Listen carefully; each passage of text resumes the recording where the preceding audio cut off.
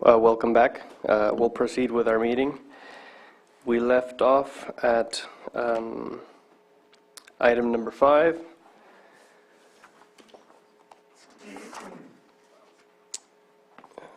Just double check here. Yes. So it's a public hearing consideration of proposed minor modification to parcel map MMM 22-01, major use permit UP 21-25, and mitigated negative declaration UP 21-25 for Suba Farms for approval of 87,120 square feet of outdoor cannabis cultivation canopy area within 152,460 square foot of cultivation area located at 12905 Bottle Rock Road, Cobb, APNs 011-065-32.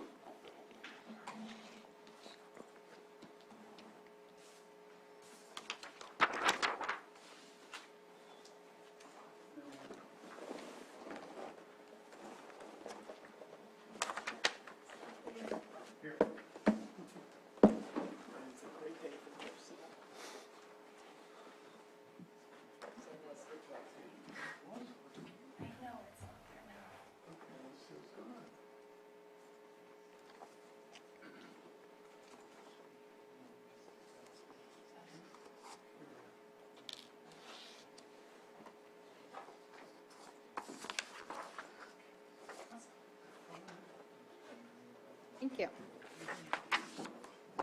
Good afternoon, everybody. My name is Trish Turner. I'm an assistant planner with the Community Development Department, the Planning Division. Closer to the mic. Oh, there we go.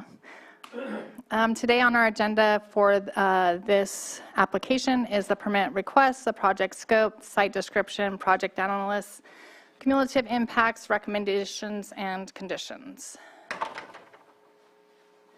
The project proposes to create a second building envelope and proposes a total of 87,120 square feet of canopy area within 152,460 square feet of cultivation area, with 2 A-type 3 outdoor cultivation licenses and 1 type 13 distributor transport only self-distribution license.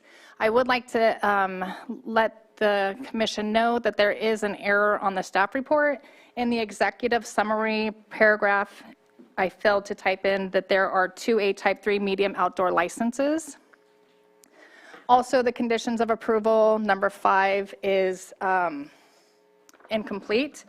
And I would like to amend it to say that the applicant shall provide adequate security on premises. All fences installed shall be a minimum of 6 feet in height and cannot exceed 8 feet in height. If the fencing exceeds 8 feet in height, the applicant shall obtain all necessary permits. The project is located in unincorporated Lake County. It is 6.8 miles southwest of Kelseyville. Access to the project site is provided by an existing driveway off of Bottle Rock Road. Here is the zoning map. The project location is zoned rural lands.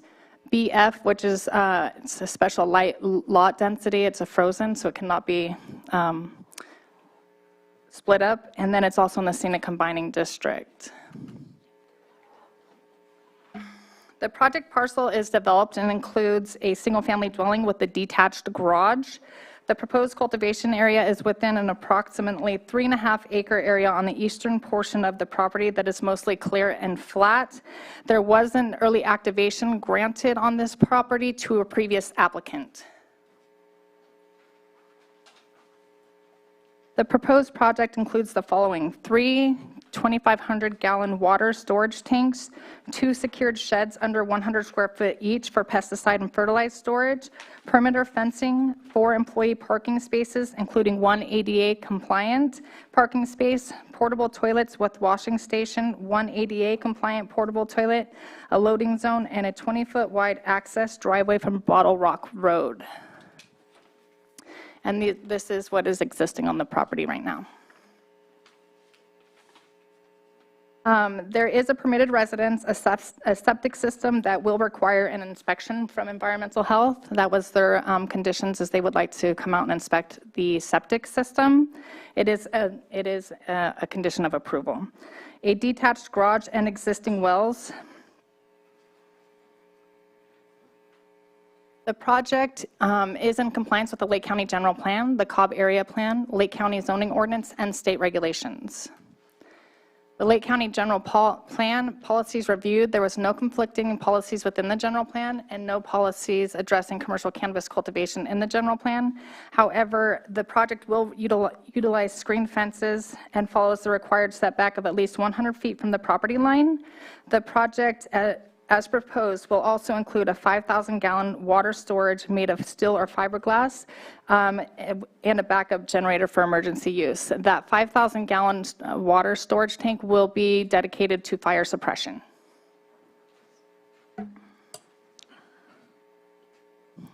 The project is in conformance with Article 7, Rural Lands District, Article 30, which is Special Lot Size and Density Combining District, Article 34, Scenic Combining District, and Article 27, Uses Generally Permitted. The project is within a scenic combining district. However, since it doesn't propose any large structures, Article 34 states the allowable uses are what is in the base zoning. Aspects of interest. Aspects of interest is there was a previous violation from the California Department of Fish and Wildlife. We did receive a letter from CDFW dated May 24th stating that all violations have been cleared. Were those violations caused by the prior applicant who received early application approval? I believe so. The applicant can contest that. I do know it had to do with storage drains or culverts, things like that. So the applicant did make sure that all of those were corrected. But those occurred before the applicant was the owner of the property, or? It was with the previous applicant. The owner was always the same, Okay. but the owner had previously leased the property to somebody else. Thanks. Mm-hmm.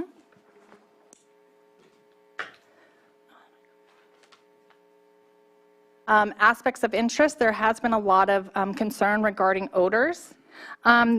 And there's not a lot that can mitigate odors for outdoor cannabis cultivation. However, the applicant will be planting fragrant flora around the areas where the nearest houses are, so that way it could help mitigate those odors during season.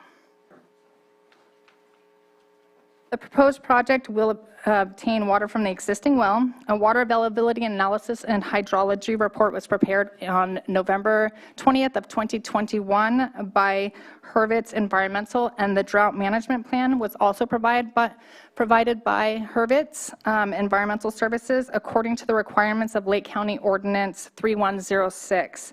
The project is projected to use 4.78 acre-feet of water a year, and there are no known wells within 130 feet of the irrigation well, which is the sphere of influence.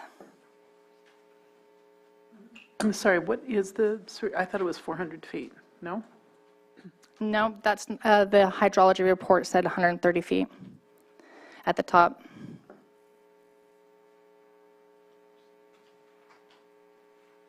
The cumulative impacts, there are, within 1 mile radius of this project, there is 1 approved project and 2 pending projects within 1 mile. There are 5 approved projects and 4 pending projects within a 3-mile radius of this particular parcel. I also would like to, at this time, before I make my recommendations, is address some of the comments that were received from the attorney Anderson Ziegler. She stated that the property lines for parcel 1 and 2 do not reflect PM parcel map 04-07, and the reason why is there was a lot line adjustment done on this property and the neighboring property at a later date, which adjusted those lot lines. Also, on the comments received was that the initial study, the project description did not encompass the building envelope or the minor modification, but on page 3 of my initial study report, it does state that there is newly created building envelope on the property, so it is within that parameter.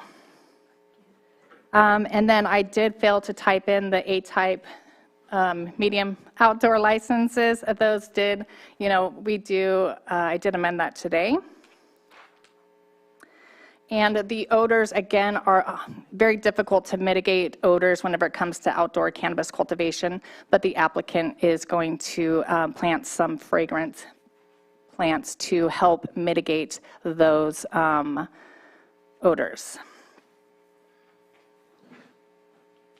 So our recommendations is you adopt a mitigated negative declaration, initial study IS 21-25, for minor modification to the parcel map MMM 22-01 and use permit UP 21-25 with the findings found in the staff report. Approve the minor modification to parcel map MMM 22-01 with the findings found in the staff report. And approved use permit UP 21-25 with the proposed conditions of approval, with condition number 5 amended, and with the findings found in the staff report. And that concludes my presentation. Thank you, Trish. Are there any questions for Trish at this time? Hi, Trish. Do you know what? Excuse me. Oh, can I ask? Public comment is not open Oh, is that yet. for you guys to ask? Yes. Yeah, it's Okay, not sorry. public input yet. Sorry about that. No questions? Is the applicant present? Yes, the applicant is present and is willing to answer any questions. Okay. Unless if you wanted to give an introduction, we could open public comment and then you could perhaps answer some questions that might arise from that.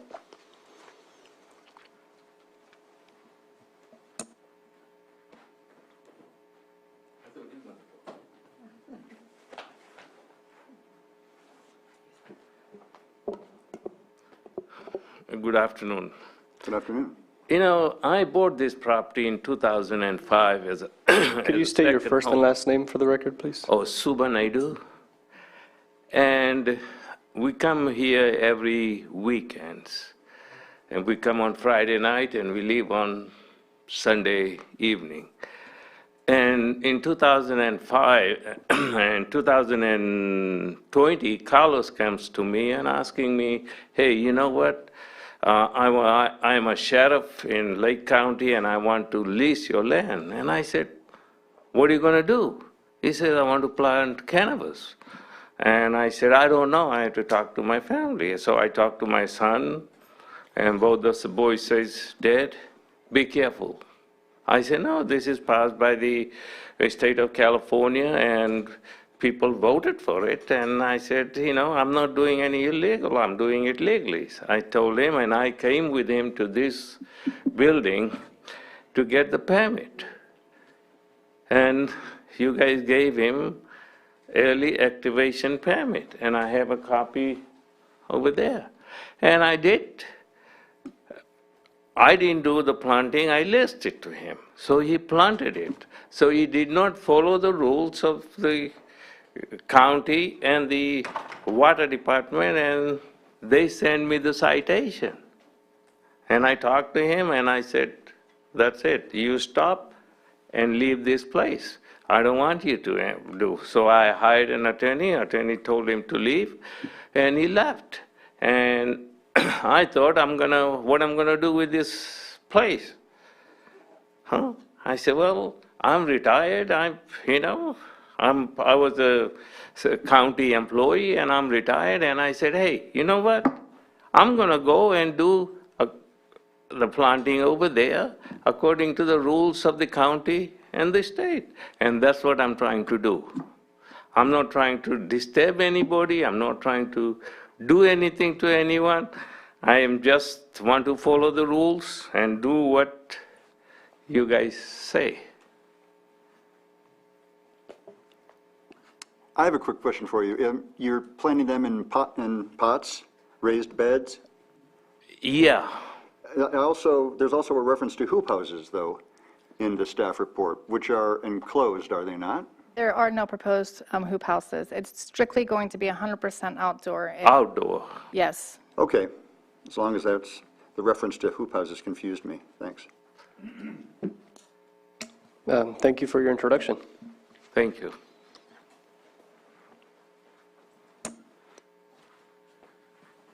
Commissioners, my name is Brian West. I'm a licensed civil engineer retained by Mr. Nadeau to assist him with this project. I just wanted to quickly address the question about those fish and wildlife violations. So if they fell into 4 categories. 3 of those were legacy violations that occurred decades ago, only 1 of which was anything related to the person who leased the property for the cannabis cultivation more recently. Mr. Nadeau hired an environmental consultant to write a remediation plan to correct all those violations. I managed that project. All the violations were corrected, none of which were even really that significant. And then we got the Fish and Wildlife Service to agree that they were all corrected, and it's a done deal now, so that it was fairly minor things that were there, most of which were there when he bought the property. So I hope that clarifies that. Thank you. So now, public comment will be open. If you guys wish to speak, just a reminder that it is 3 minutes for each person. So we get to ask questions now? Yes, whoever wants to speak. So, young lady over there? Oh, You need to address the commission directly. hi, my name is Charlene Wignall. Let me finish. And then, this is a comment period. We are happy to follow up with questions, and if you have any, we'll get them answered for you. Okay, so- But you're here to speak to the I understand, commission. thank you. I gave packets about a month ago to Jamie upstairs. Do you guys have a copy of my packets and my pictures that were attached? So how close are they from public lands? The ordinance requires a 1,000-foot setback. There is only 1 parcel that is open lands, and it is over 1,000 feet away. Public lands. Public lands. Do you have a packet of mine? I do, actually, I don't have it with me, but I can show you on the zoning map. There is only 1 parcel that is public lands, and it is over 1,000 feet away. Do we have an extra packet for me at all up there, or no? I thought there was 2 parcels. No, there's not. So I did take into consideration what your, the open space or public lands, and I reached out to our IT department, Lon Sharp, and asked him about it because it wasn't in reference to what our GIS says, and he stated that those are outdated, and whenever you click the I agree to button on it, you're agreeing to know that they are not always up to date. Correct. Okay, that's good news. Number 2 is that is scenic corridor, and last time he grew, he had blackout out there, plastic, hoop houses, and it's an eyesore. I'm surprised that no one's complained of that before. So I would love to have conditions of approval not allow the plastic nor the blackout. A green garden would be nice. Number 3 is last time he grew, there was no hurdles, there was no hay. All his surface water goes into our pond, which has a very rare turtle, as you've seen in my biological report, and goes into Carter Creek. I'm hoping you can do this as conditions of approval. Last time they grew, I do not believe they recorded every month, by the 10th of the month, their pesticides that they used. I'd like to have that because it affects my animal life, it affects the turtle, it affects Carter Creek. I don't know if I can get those, and if there's a way that we can, I did call Janae Freed, and she said he's in his new plan, he's going to, because he still owned the land, but it's a different guy now. He claims he's going to put the wattles up. He claims that he's going to put the hay up. That's fine. She's asked me to report it if he doesn't. I didn't say anything last time. If we could put that as a condition of approval with a little penalty, that would be nice to support that, and the pesticide report, and that he has to do every month, that he uses pesticide by the 10th of the month following. There's no way you can do a vegetative fence on this property. They're going to see it all on our scenic corridor. He's not within 700 feet. He's less than 700 feet from Moore Winery and Vineyard. He's considered prime farm land. We have an orchard. Moore Winery has a vineyard, and he has now cannabis going into Prime Farm Ag, and there's no way you can do a vegetative fence there. He's going to affect Madala Center. He's going to affect the customers of Moore Winery. He's going to affect the customers of Camp Indian Meadows, and he's going to affect the customers going, the people going into Glenbrook Cemetery. So I hope you guys are stringent on what he is, be a little strict on us pesticides, the discharge permit requirements, and make it a penalty, because I will be keeping an eye out to make sure he's not polluting on my land. All his surface water goes into our property. Thank you. I have Thank a you. quick question. She said that it's prime farmland. What is the It is. zoning? You can't grow on prime farmland. Okay, so the California Department of Farmland Mapping and Monitoring designated this parcel as other lands, which means that it is not designated prime farmland. It's not. What I'm asking is whether it's zoned agricultural, because that would mean. It's zoned rural lands. Yeah, so, thank you. Okay, my name's Jolene Wignall, and I'm going to talk about the slope from the location of the garden to our pond. We fill up that pond with the water slope of that piece of property and rain. We do not have any other water input. There is a lot of trenches where that water goes. I swim in that pond. I've swimmed in that pond. My cattle, my horse drink out of that pond, and we have a very rare turtle living in that pond. So if he could just move his grow closer to his house and get rid of the slope that goes into our property, I would say less than 300 feet from our pond is his grow. And again, last year, or 3 years ago, they never, I know they didn't put up a fence, and everybody could see it from the road, but you could see it from the road even with the fence on that property. But he never followed the rules of the wobbles or the straw that would prevent those pesticides from that property going into our pond where I bathe. Thank you. Thank you for your comment. Could we take a look in the Zoom room? There are no hands in the Zoom room.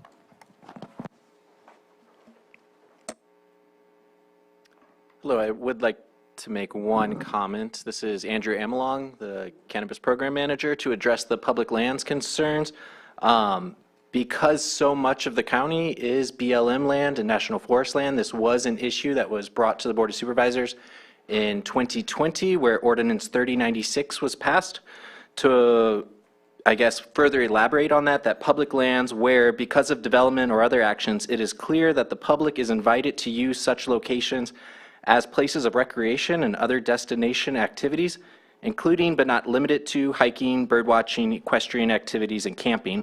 Additionally, all state and county parks are public lands. So just because a parcel is publicly owned does not necessarily make it fall under that 1,000-foot setback. So I hope that clarifies that issue.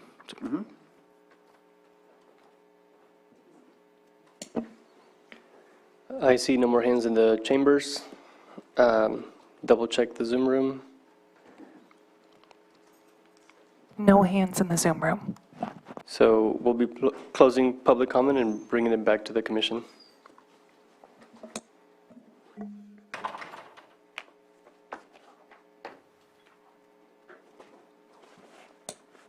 I have one concern. Maybe you can address this. According to my math, you're going to need about 21,000 gallons of water per day during the growing season if you have 5x5 spacing over 2 acres. You have 17,000 if you pump the well at 12 gallons per minute, which your hydrology report shows is sustainable. So likely you can draw a little bit more than that, but what's it going to do to the neighbors? We don't really know that because the hydrology report just shows 12 gallons per minute. So that's just a question I have in my mind that's bothering me. I don't know if you want to try to address that or...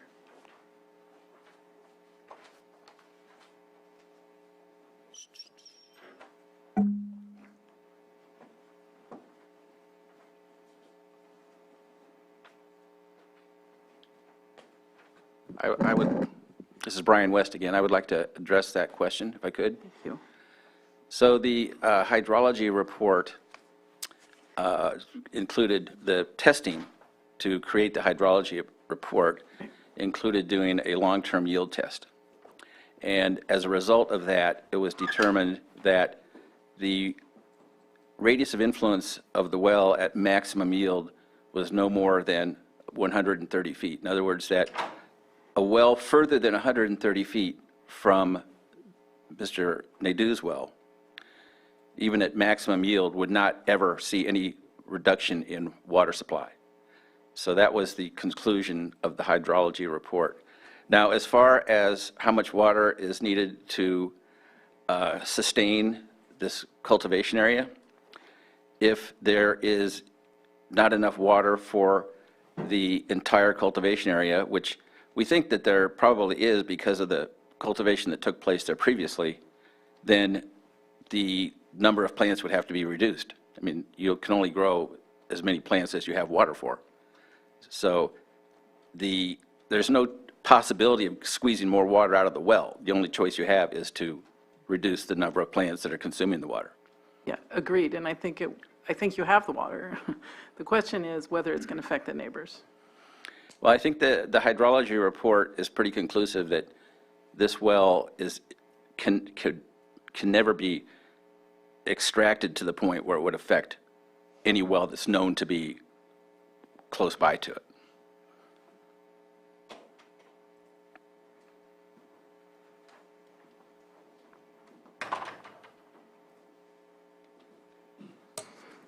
The only other comment I have is we received a rather intense green sheet, which is a reference to a public comment made at a late date. So I think I received this at 7:30 this morning. And it does raise some concerns for me. So I would suggest to the commission that we might either continue this. We are prepared to address those concerns. Great, let's hear it. If you want to go down the letter, so I am referring to the letter written by Anderson Ziegler, the green sheet that we just got yesterday.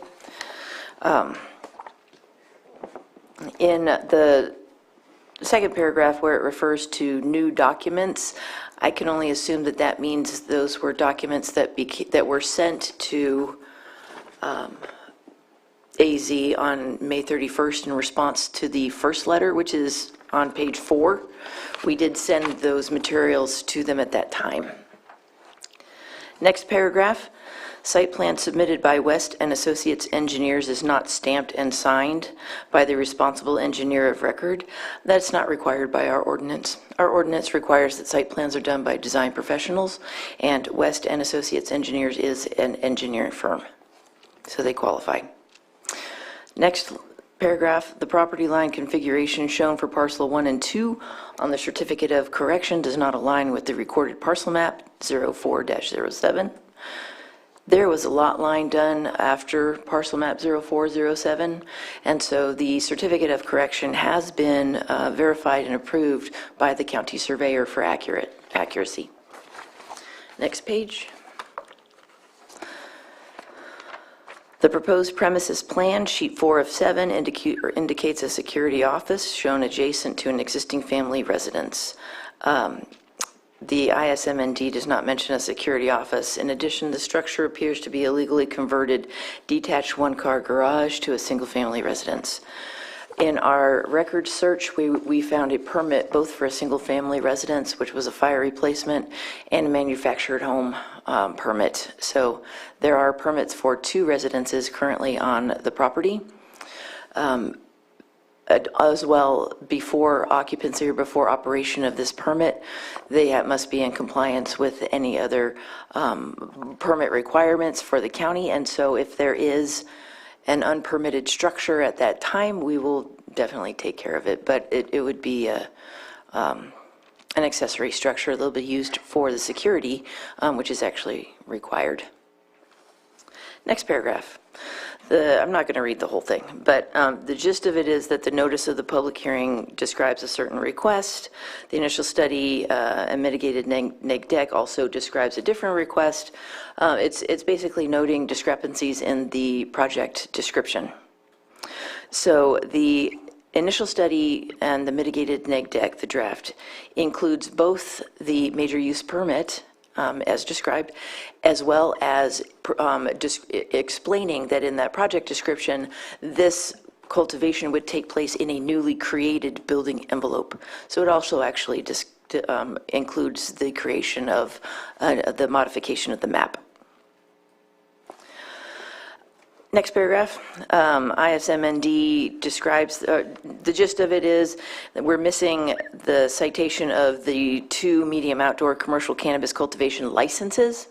A license is a state license, so we don't actually evaluate for that. What we do evaluate for, and what is included in our project description, was the accurate total square area of the canopy, as well as the cultivation area and other items included in the project description and the operation of the business.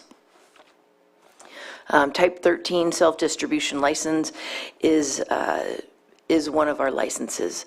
It enables the cultivator or the permittee to be able to transport their product from licensee to licensee. Later in that paragraph, it talks about how in our surrounding uses, we identify general lands and developed residential. However, we don't identify the exact locations of all off-site residences. That is not required by our code. And then the rest of it deals with their position regarding odor impacts, which we have addressed in our staff report. Thank you.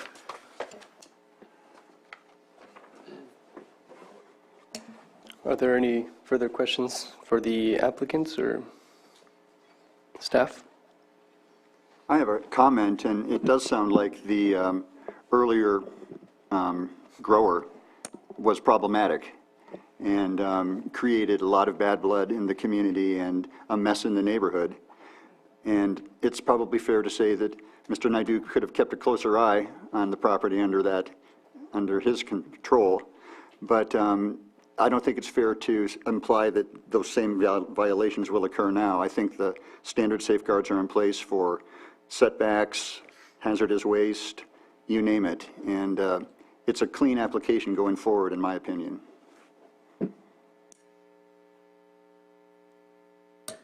I'm very worried about the odors, but having said that, we have a process here, and I think we need to follow that process. I would like to hear a response from the applicant to the woman who was worried about her pond, and she wanted a 300-foot barrier distance from her pond. She wanted to move the grow move. Yeah, is that something that's feasible or reasonable?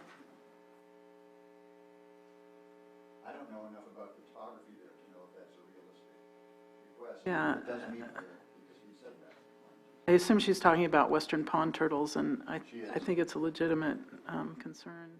It is a flat land, it's not a slopy land.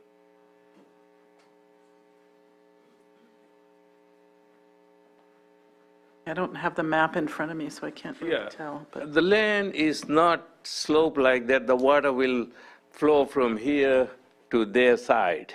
It is a flat land where the water gonna flow. And I understand the last guy who planted it, he did not put the haze around it, and I told him that put it around so that the anything will not go into the creek. And he was too close to the creek, and you guys passed it. And I said, we have to follow the rules. And he ignored it. He says, hey, I'm a sheriff up here, and you don't know anything. I said, I don't know anything, but I do own the land, and I want it, follow the rules. And I had too many arguments with him. Once he cut it, I say, your lease is over, get out. So now I'm not going to do that. I have children, I have grandchildren, and I care about the place and all the water that goes to the creek. I care about that. And I want all these people to come and look at it and inspect it, just like Trace and the director and anyone else. If you guys want to come and see how I'm doing it, then you will say, hey, right, this is the way to do it.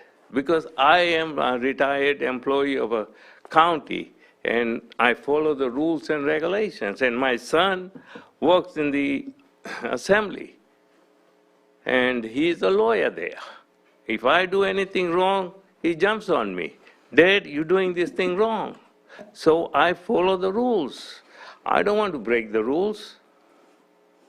At this time, I don't want to go in a jail and sit down and say, I broke the rule and what the heck. I have grandchildren. I have 2 handsome boys that I love them very much. I will follow the rules of the county and the state and do whatever it is necessary to do it safe and sound. Thank you. Additionally, the conditions of approval under hydrology and water quality do require a stormwater management plan, which includes documentation that the discharge of stormwater will not degrade water quality on any water body. I think that should help. Thank you. That's what I was looking for. I was looking in the wrong section. Okay, we're good. Thank you. I have just one more general comment that doesn't apply specifically to this application, but it has to do with cumulative effects. And I really find beneficial the maps that are now included with the bubbles of different sizes and different colors. But if you add up all those different colored bubbles, at this point, there are a lot in all of these regions. And we've had a briefing by some technical people about when you might know that you've reached that critical mass, and it was clear as mud. So I'm only going by the bubbles I see in my own gut, but I'm thinking maybe we need more guidance from the Board of Supervisors about just how to think about cumulative effects now that we really do seem to have so many pending and approved grows in, virtually every part of the county. Yeah, and I'd like to follow up on that excellent comment.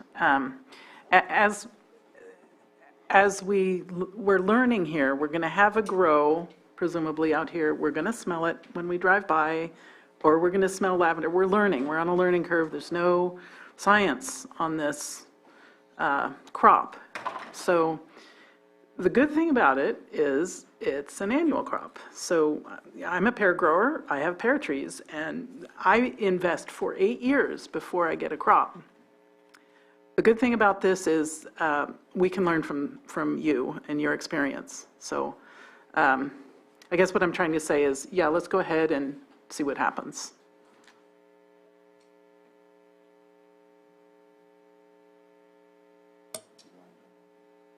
I guess I'll make a motion.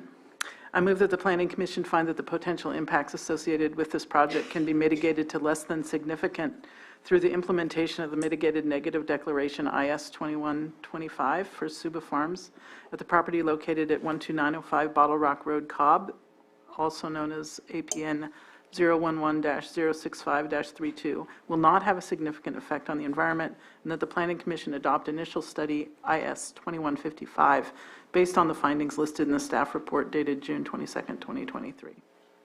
Second? All in favor? Aye. Aye. All opposed? Motion passes.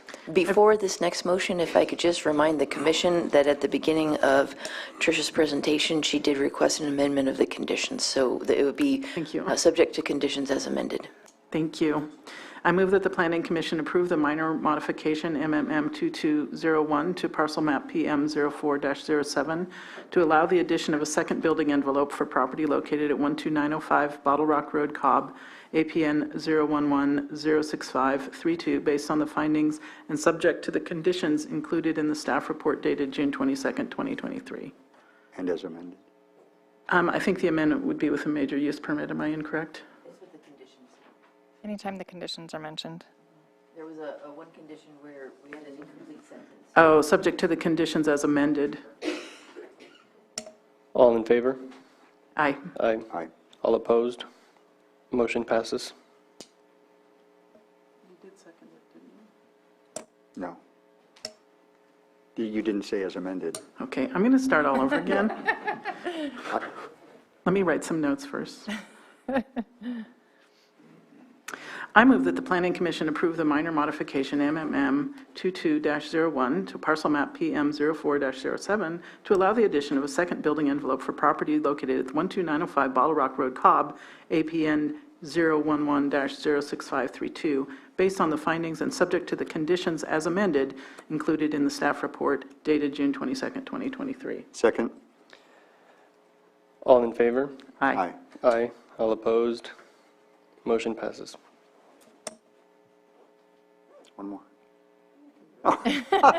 Okay. I move that the Planning Commission grant the major use permit UP 21-25 for Subba Farms at the property located at 12905 Bottle Rock Road, Cobb, and further described as APN 011-065-32, based on the findings and subject to the conditions as amended included in the staff report dated June 22nd, 2023.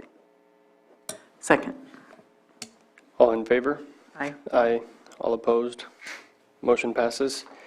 The applicant or any interested person is reminded that the zoning ordinance provides for a 7 calendar day appeal period. If there's a disagreement with the Planning Commission, an appeal to the Board of Supervisors may be filed.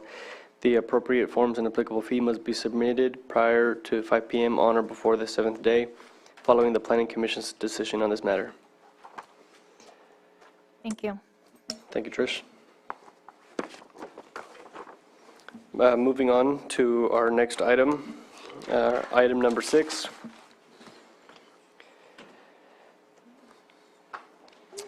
Consideration of major use permit UP 20-62, California Paradise LLC.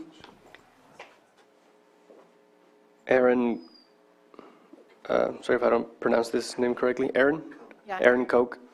And initial study IS 22-64 for permit approval that would allow up to 1 acre, 43,560 square foot of outdoor commercial cannabis canopy located at 9840 Rocky Creek Road, Lower Lake. APNs is 122-251-12 and 122-251-15.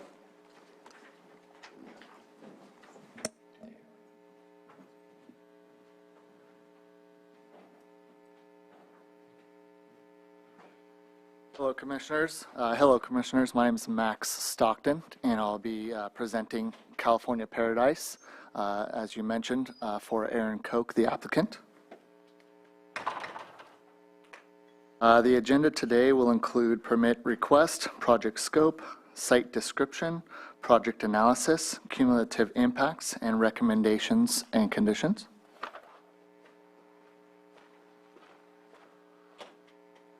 The project zoning is split with agriculture, waterways, and rural lands.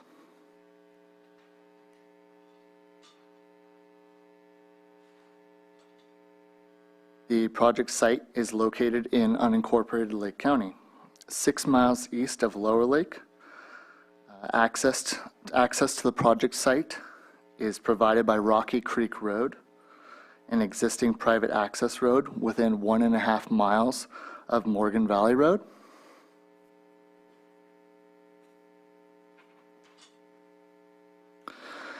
This project proposes a total of 43,500 square feet of canopy area within about 5 acres of cultivation area, with 1 A-type 3 medium outdoor cultivation license.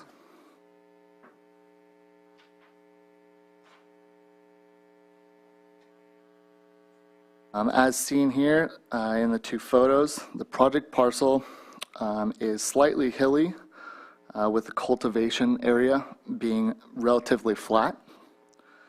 A Class 1 ephemeral watercourse flows north to south, but that is over 100 feet west of the canopy area.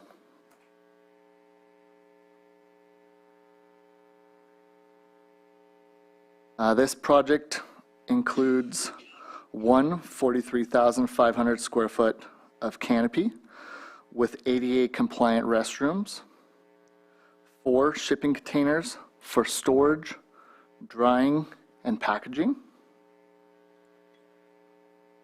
2 120 square foot sheds, one being for an office and the other intended for storage, 4 2,500 gallon water tanks, It includes a perimeter fence, a small parking lot, including one ADA compliant space and a loading zone. And this would be accessed via a 12-foot wide access driveway from the Rocky Creek Road.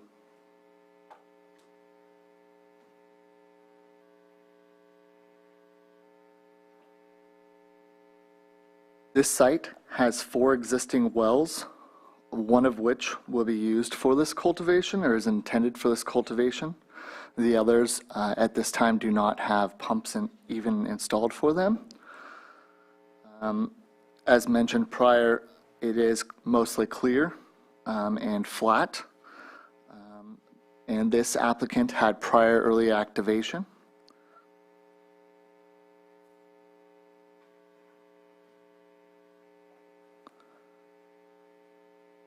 This project is in compliance with Lake County General Plan, Lower Lake Area Plan, Lake County Zoning Ordinance, and state regulations.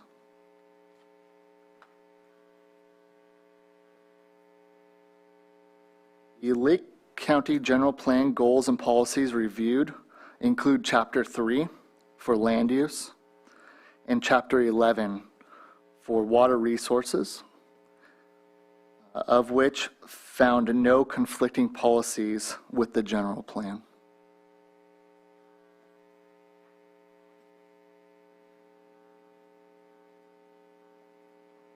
The project will utilize screened fences and follows required setbacks of at least 100 feet from the property lines. The project's security plan to be powered by solar, and the project as proposed will include 5,000 gallons of water storage in steel or fiberglass tanks with solar power and a backup generator for emergency purposes only.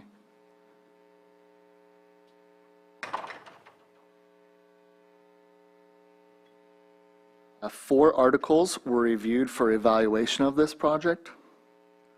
Those 4 would include Article 5 for agricultural preserve, Article 7 for rural lands, Article 37 for waterways, as well as Article 27 for uses generally permitted.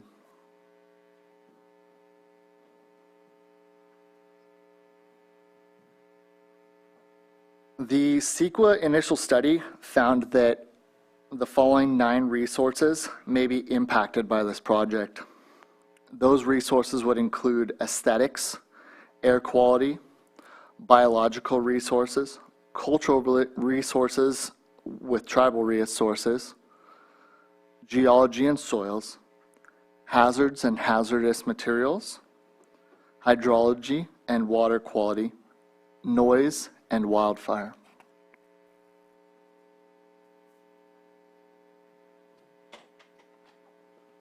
A mitigated negative declaration is proposed.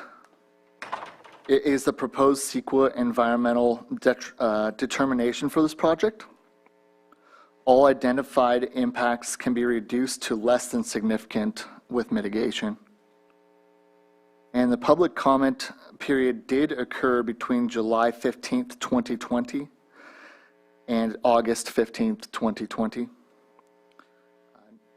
Mitigations are outlined in staff reports attachment number 2 for draft conditions of approval and attachment 4 for draft initial study.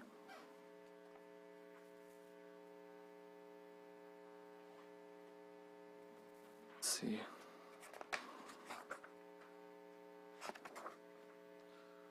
For this project, 3 aspects of interest were noted. One being water analysis. The project will obtain water from the existing well as mentioned before. The water availability analysis, hydrology report, and drought management plan was prepared by Realm Engineering according to the requirements of the Ordinance 3106. And the project is to use 3 acre-feet of water per year. The estimated aquifer recharge rate of these given parcels would be 17.6 acre feet. Therefore, it would be about a 17% recharge rate over the year. The next aspect of interest was the access point. The actual access to this parcel would be provided through an existing driveway off of Rocky Creek Road, a public road north about 1.5 miles north of Morgan Valley Road. Apologize, that was the image. This third one is from law enforcement action. Submitted with the agency comments to you prior was an email. An email was received on June 7th from Sergeant Keithley of the Lake County Sheriff's Office pertaining to law enforcement action at 11002 Rocky Creek Road, where 3,075 cannabis plants were discovered. Law enforcement conducted abatement. The plants belonged to the applicant, Aaron Koch, and Aaron Koch stated he was using the area for staging of his recently acquired plants that were to be grown at the project site once permitted. The law enforcement comment was added to the agency review as mentioned before.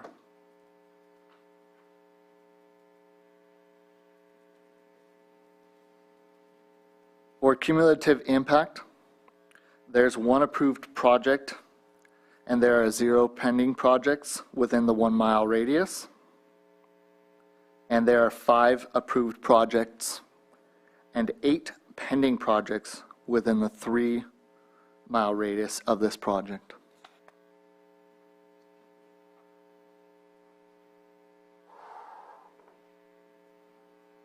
Staff recommends an adoption of mitigated negative declaration, initial study IS 2064 for use permit UP 2062 with findings found in the staff report. Staff also recommends approve use permit UP 2062 with the proposed conditions of approval and with the findings found in the staff report. That concludes my presentation. Thank you. So just one thing, I'm trying to find it. I'll come back to that one. Thank you. Quick question about the shipping containers. Yes, sir. I'm not a fan of shipping containers on agricultural land. Very well noted. Especially if they're visible. Are these visible as one drives past or to members of the public? These are intended to be in the rear portion of this location, closer to the creek. There are shrubs to the side of it, and that should be potentially screened from the fencing. Sure. My only concern is when they are visible that we treat them differently and make them look a little bit like a structure or whatever else. But if that's the case, Absolutely. I wouldn't think that would be necessary here. I'm hoping that they will be out of sight pending the project site plans. I have a couple comments and questions for the applicant. Is the applicant present? First of all, I think it's a good location for this kind of thing. My understanding, based on the limited studies we've had, is that you're going to need about 300,000 gallons of water per day to grow an acre of cannabis. You have about you're estimating about half of that. I wanted to comment that that was a great property management plan that Trey did, except for that one thing. And my question to the applicant is, so you got busted a couple of weeks ago with 3,000 plants. That's about twice as many as I think you can realistically grow on an acre. Am I wrong about that? Are you putting them really close together, or what's the story?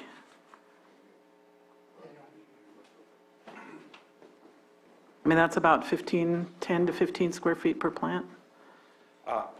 Hello, my name's Aaron Koch, applicant.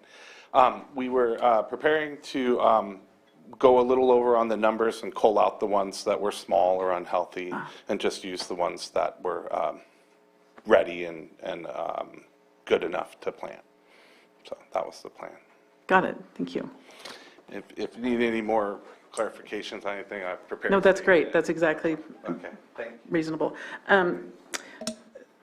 I have a question, maybe this is for staff, I'm not sure. There's no access because of a private bridge, so the fire people are concerned about that. The bridge isn't up to 80,000 pounds.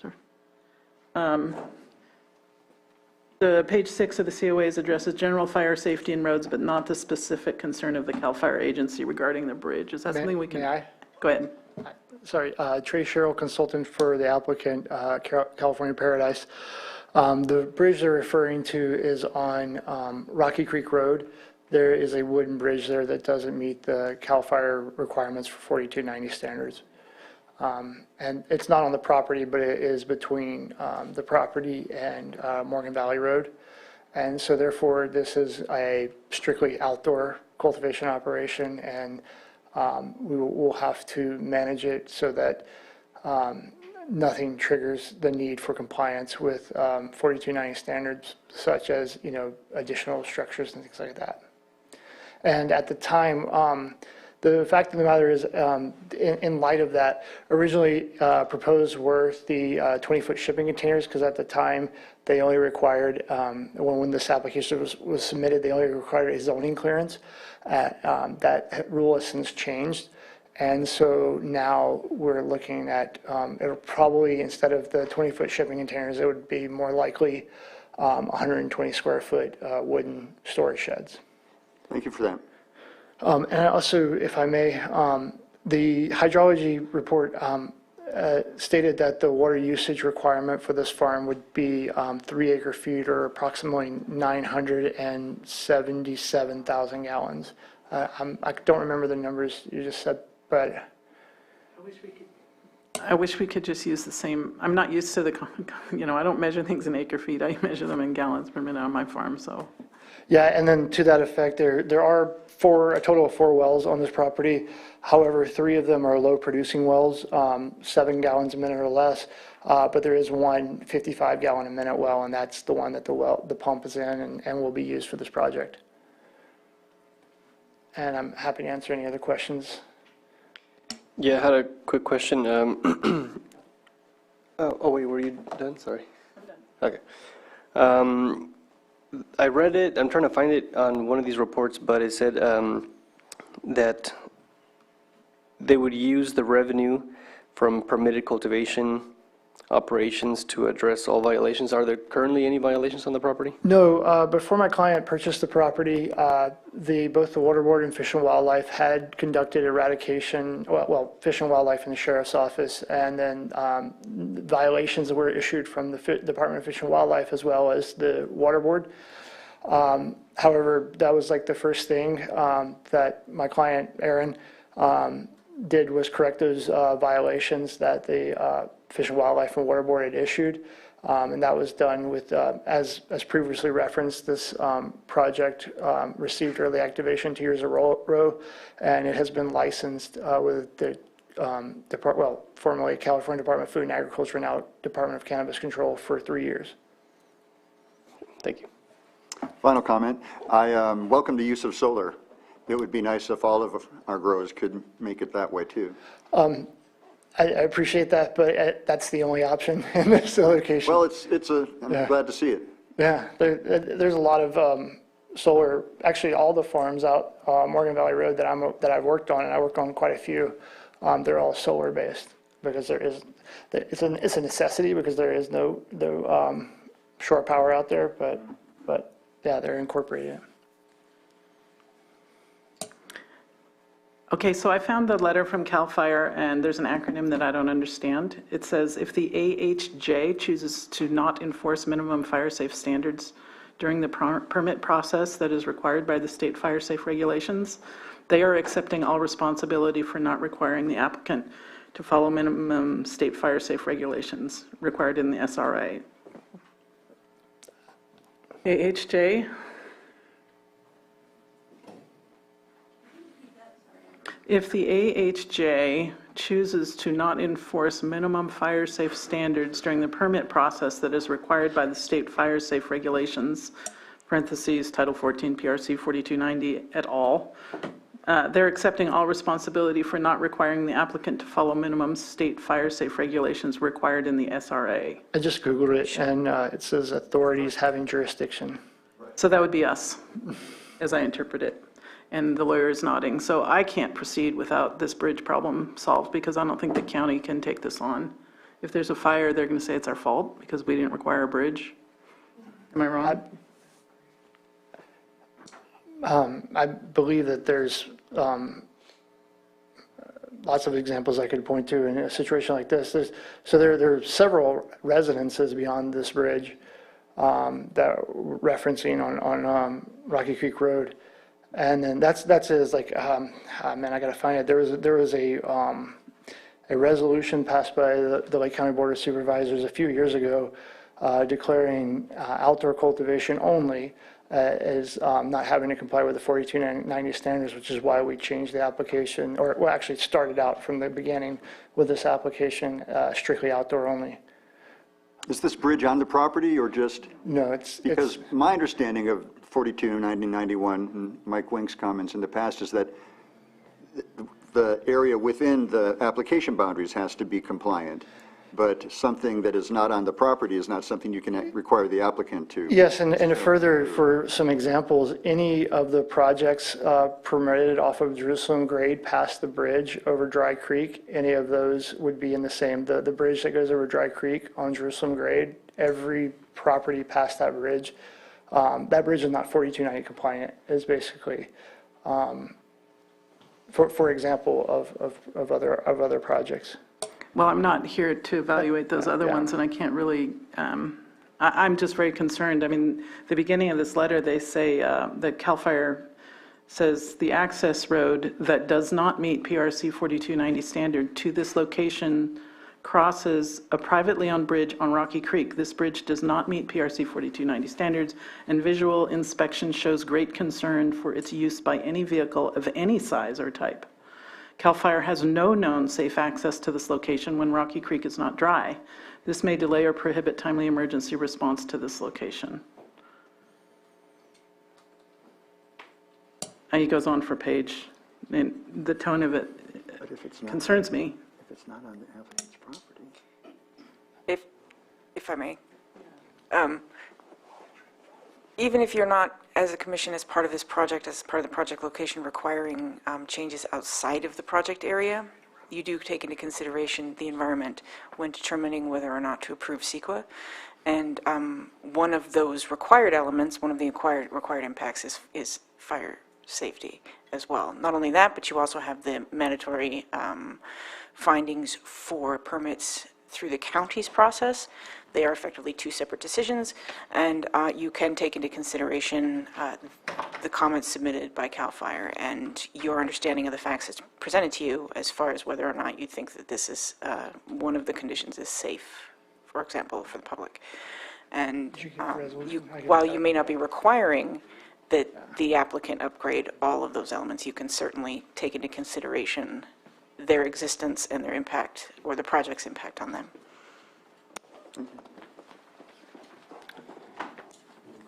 This is Andrew Imlong, the Cannabis Program Manager, and to address that, the resolution that was being referenced is resolution number 2019-124 from 2019. I believe it was passed right after the state recognized cannabis as an agricultural commodity in 2019.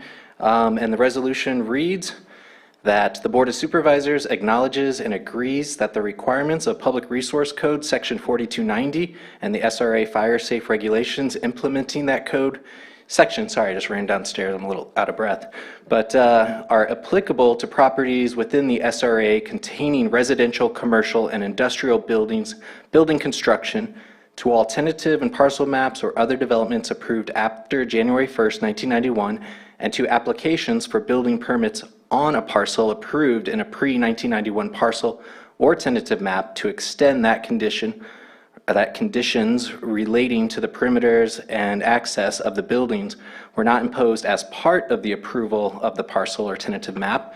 And go on to section 2, that it is the recommendation of this board to the county fire official and to all fire protection districts in Lake County that outdoor cannabis cultivation be recognized as an agricultural activity in the application of Public Resource Code sections 4290 and 4291 and the SRA fire safe regulations, subject to the same requirements imposed upon and the exemptions allowed for any other agricultural activity.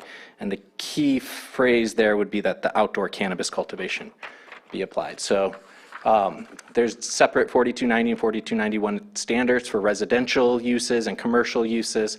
However, there are not strict regulations for agricultural activities. So it's the intent that as long as it's an outdoor operation without commercial grade structures for such as mixed light or indoor, that it be recognized as an agricultural activity. Thank you. I spoke to the Ag Commissioner about this, and she does not recognize it as an agricultural activity. She says it's a gray area. There are two, we're talking about two buildings, an office and a shed for storage. So I guess my question is, if they start a fire and the fire trucks can't get out there to put it out, are we as a county going to be held liable for not making the guy fix the bridge first? That's the question, as I see it. I'm not entirely sure what you mean by liable in that sense. I think there's damages for everyone involved in fires. And results of a fire would depend largely on the fire itself and its ignition and start and a number of other factors. But in a nutshell, what you're asking here is whether or not the county requires this, the project access be upgraded to 4290, 4291, whether that project access is contained within the project area or not. And I do not have an answer for you right this second. I can certainly provide one for you. I would have to look I would have to follow up on Andrew's citations to see if it would apply in this instance. As you said, it is a gray area. And 4290 and 4291 provide state language that requires the municipality, so in other words, the county, to adopt its own ordinances that relate to fire safety standards. The county would have adopted its own fire safety standards. A resolution would have clarified how those apply. And so this commission would be obligated to apply those standards here.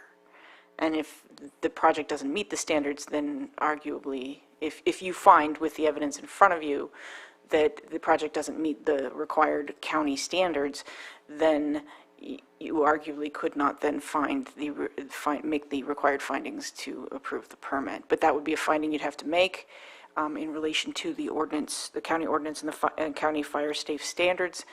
And I would have to take some time to see how they apply to this particular project, unless staff has that with them. Under those circumstances, my inclination would be to offer a motion to continue. Yeah, I agree. And I think it's also only fair to have all of us here if possible. And there were reasons why not everyone could attend today, but then yeah, I agree. And I think that this project is in a good location. There's a lot of good things about it, but I'm very worried. When we get a letter like this from CAL FIRE, you know, I'd be negligent if I ignored it. Mr. Chair, could we take about a 10-minute break? Sure. I think we may be able to get this resolved in that time. Okay. Thank you. So we'll take a 10-minute break. We'll be back at 2:50.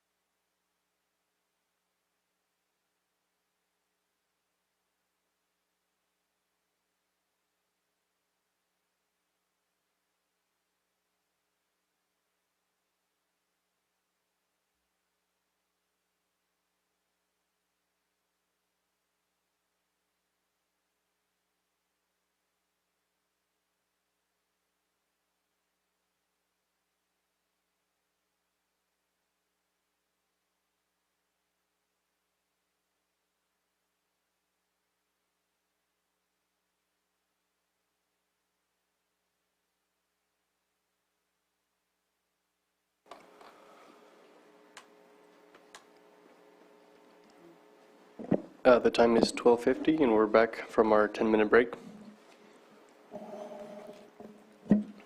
Thank you. We had a few minutes to sort of go over and review Resolution 2019-124 that was mentioned regarding fire safe regulations applicable to outdoor cannabis cultivation. In the whereases, it talks about how 4290 and 4291 do provide for implementation of minimum fire safety standards. It goes on to discuss different responsibility areas, different dates, and then reasons where it is applied.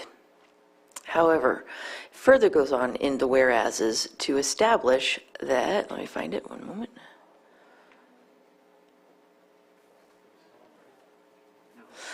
It does make clear that within the SRA fire safe regulations, that roads that are used solely for agriculture or mining use are exempt. It further goes on then to state that as the California Department of Food and Agriculture, citing the Food and Agricultural Codes of Sections 564 and 54004, nonetheless has deemed the cultivation of cannabis to be an agricultural activity. And so the Lake County is recommending that only outdoor cannabis cultivation operations should also qualify and be treated as similar agricultural activities, which would be exempt. But not indoor ones. Not indoor, no. And like, there are a number of other cannabis cultivation permits that would not apply in this situation. But that's why they limited it specifically to outdoor cannabis cultivation. Okay, and do you feel that that addresses the shop and office buildings? I mean, is that those would be pertinent structures. It would be very different if, say, they wanted to also do a manufacturing or a standalone processor or packaging or, distribution, some of the more higher impact, more industrial type of permits. And so I think that's why the board was so specific in their exclusion of anything outside of solely outdoor cannabis cultivation. Okay, that's good enough for me.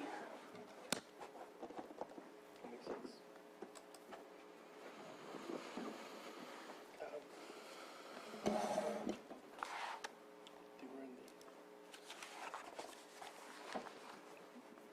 closed public comment, yeah.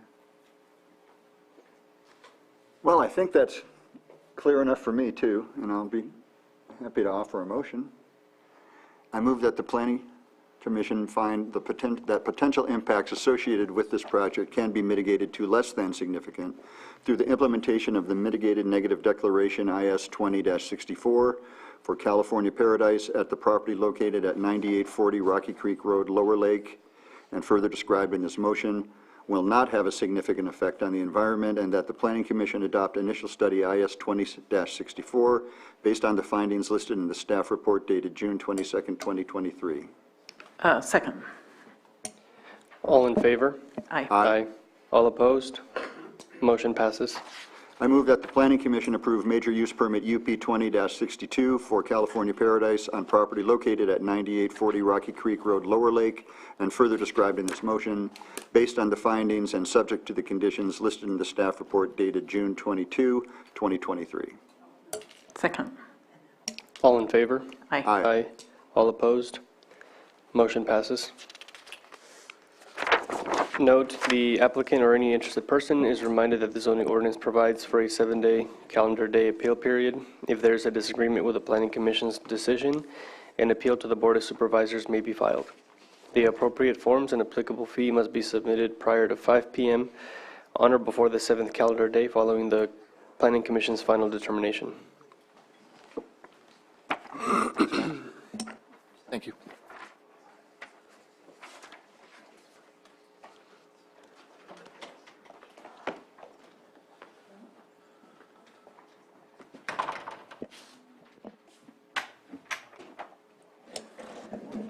Moving on to our next item.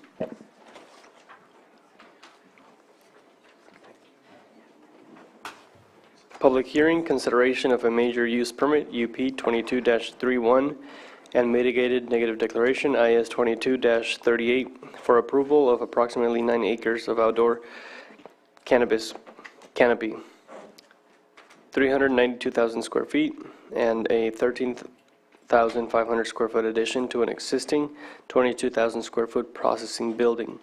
Location is 10145, 10417, and 10750 Ziegler Springs North Road, and 9864, 9954, 10800, 10833, 11000 Diener Drive in Kelseyville, California.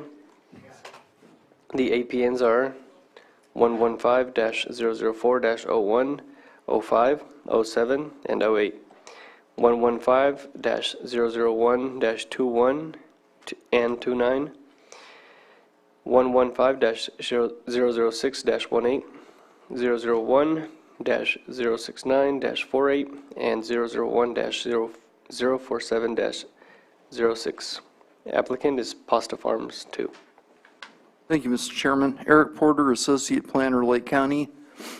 This project actually came before you several years ago under a different use permit number, and this is a follow-up request. The original ask was for 11 acres of outdoor canopy. There was a phase plan that converted 4 of the acres to greenhouses over a period of time. That was approved. We did an initial study with the original use permit, UP 20-11, and we did a brand new use or initial study that turned out to be a mitigated negative declaration for this 9-acre expansion.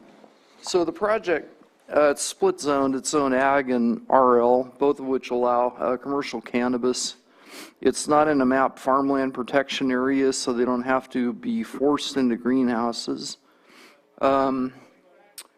The request this time is for 9 additional acres, which would give them a total of 20 outdoor acres of cannabis, of which 4 would convert to greenhouses.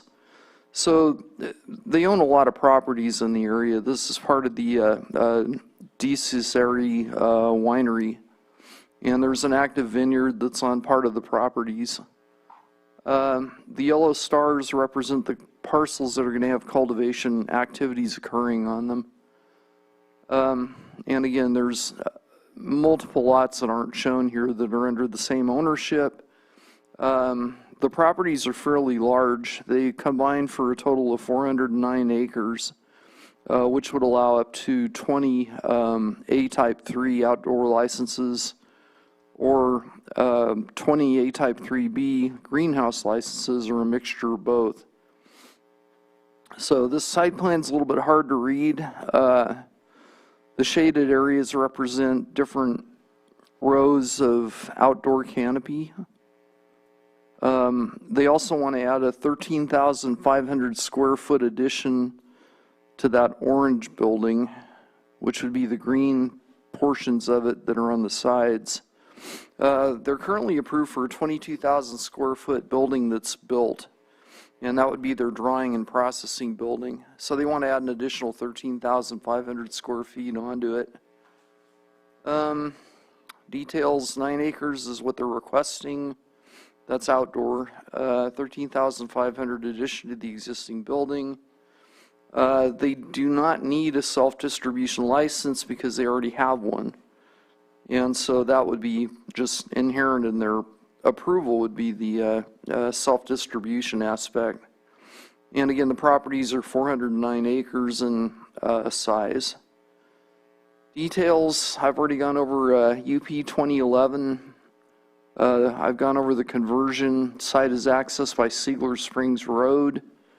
4 existing on-site permitted groundwater wells, of which I believe 3 are being used for cultivation, and they've got a fairly stout water storage. They've got a 300,000 gallon tank on site. I'm not clear on if they're going to add one more 300,000 gallon tank, but I am clear that according to the hydro report and the drought management plan, they have adequate water both in gallon output, storage, and aquifer recharge based on a 400-acre chunk of land, to where they're not going to adversely impact their neighbors, and they have enough water to handle 20 acres of cannabis. The staff report does refer to one additional 300K. Does it? tank, Okay. yeah, For fire, The for fire applicants, suppression. the applicant's here, I can let him clarify that. So the water I've already kind of touched on, existing 300,000 gallon tank, output of well 1 and well 2 is significant. Anything over about 20 gallons a minute, I regard as being significant. So under that loose terminology, all 3 of the wells that they're potentially going to use for irrigation have a fair amount of output, 2 of which are high producers. Demand is about 12 million gallons a year, which is about 37.2 acre feet, with 1 acre foot being 325,817 gallons. Estimated annual recharge is 42.3 acre feet, which is greater than the annual demand. And that 42.3 was estimated during a drought year, and it was based on the total recharge area of 409 acres plus some underground infiltration, but it's primarily based on rainfall. Findings for approval. The 6 findings are standard. You're used to them. I'm not going to read them. And there are 3 additional in Article 27 that we also have to make. We were able to meet these 6 findings that are in Article 51.4, as well as the 3 findings that are in 2711 subsection AT, requirements for cannabis cultivation. General plan, we found there was no conflict with the general plan. Several policies appeared to apply that we included. Cobb area plan, same thing, there was no conflicts. Plan is silent on cannabis cultivation. Zoning ordinance, Article 5 allows cannabis, it requires it in greenhouses, but it's not in a farmland protection area. Therefore, they're allowed to cultivate outdoors, which is what they're proposing. CEQA, again, there were 2 initial studies, I touched on that earlier. Both resulted in mitigated negative declarations, and there are several impact categories that have the potential to be impacted by the project that are shown below in the bulleted areas. Tribal, we contacted all the 11 tribes. That's standard practice for us. Yokadihe responded, deferring to Middletown Rancheria, who didn't respond to this one, but my understanding is they already have a contract in place, so they may not have needed to. And that would have happened from UP 2011. Cultural study was done by Alta Archaeological Services, yielded negative results, a low probability of historic tribal use. Public, there was 1 public comment received. They had concerns about water, traffic, and a heightened risk of crime due to cannabis cultivation. We found no evidence that any of those 3 were applicable, but according to Tom and Pauline DeWitt, that's what their concerns were. And interestingly, they never commented on the first use permit, so I suspect they probably arrived here after the first use permit was approved, but that's just a guess on my part. So, given everything that we've reviewed, we're recommending approval, adoption of mitigated neg deck IS 22-38 based on the findings in the staff report dated today, and approval of use permit 23-31, again with the findings in the staff report dated June 22nd, 2023.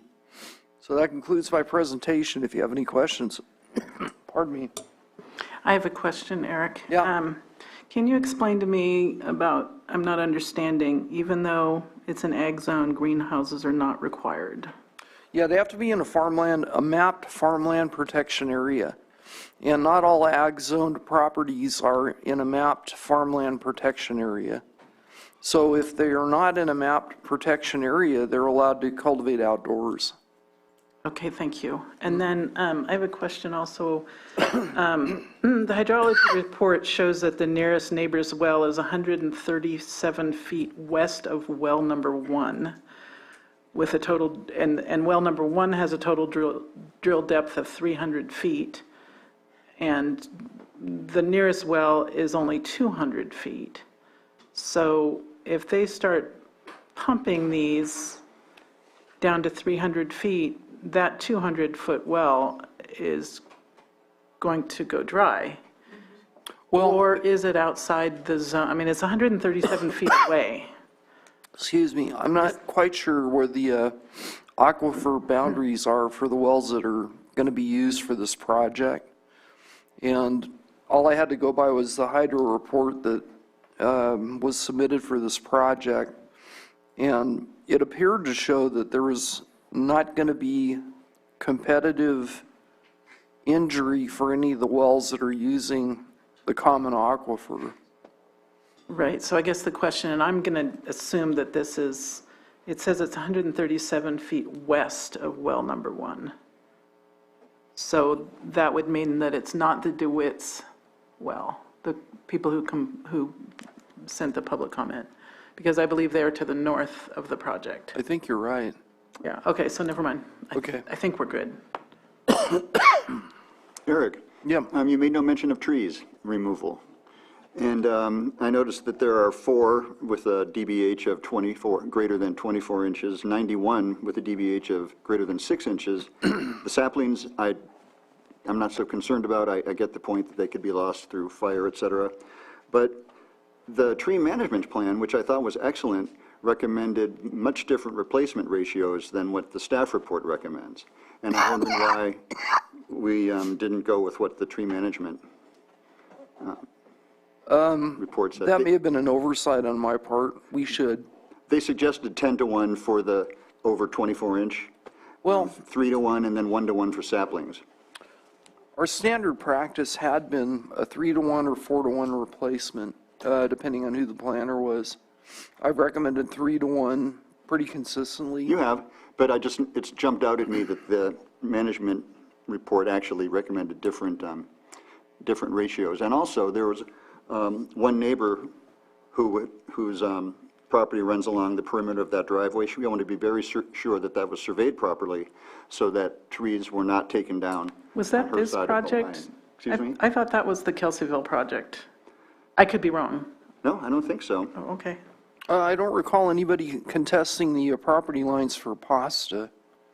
Well, she's not contesting them. She just wants to make sure that there's, a tree is not taken off her property, which runs right alongside the driveway where they will be taking trees down. I don't recall seeing that. My notes Oh, I don't show think that I- was the High Rock Ranch project where Patty Long is worried they will take out some of her Oh, trees. no, you're absolutely right. I apologize. Yeah, well, it's This been a was very, how many things do we have on our agenda today? It gets a little Yep. confusing. Yeah, Nope, that's for the next one. Thanks. pardon me.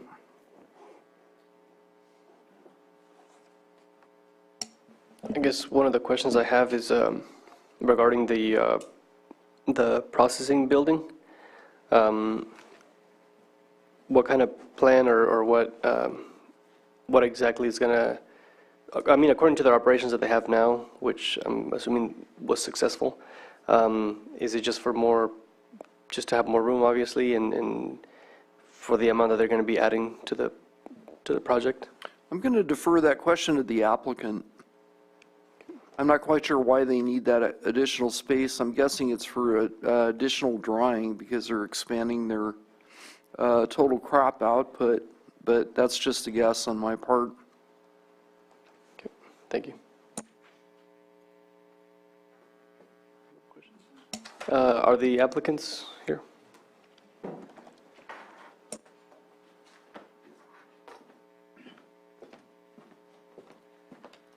Good afternoon, Commissioners. My name is Peter Simon.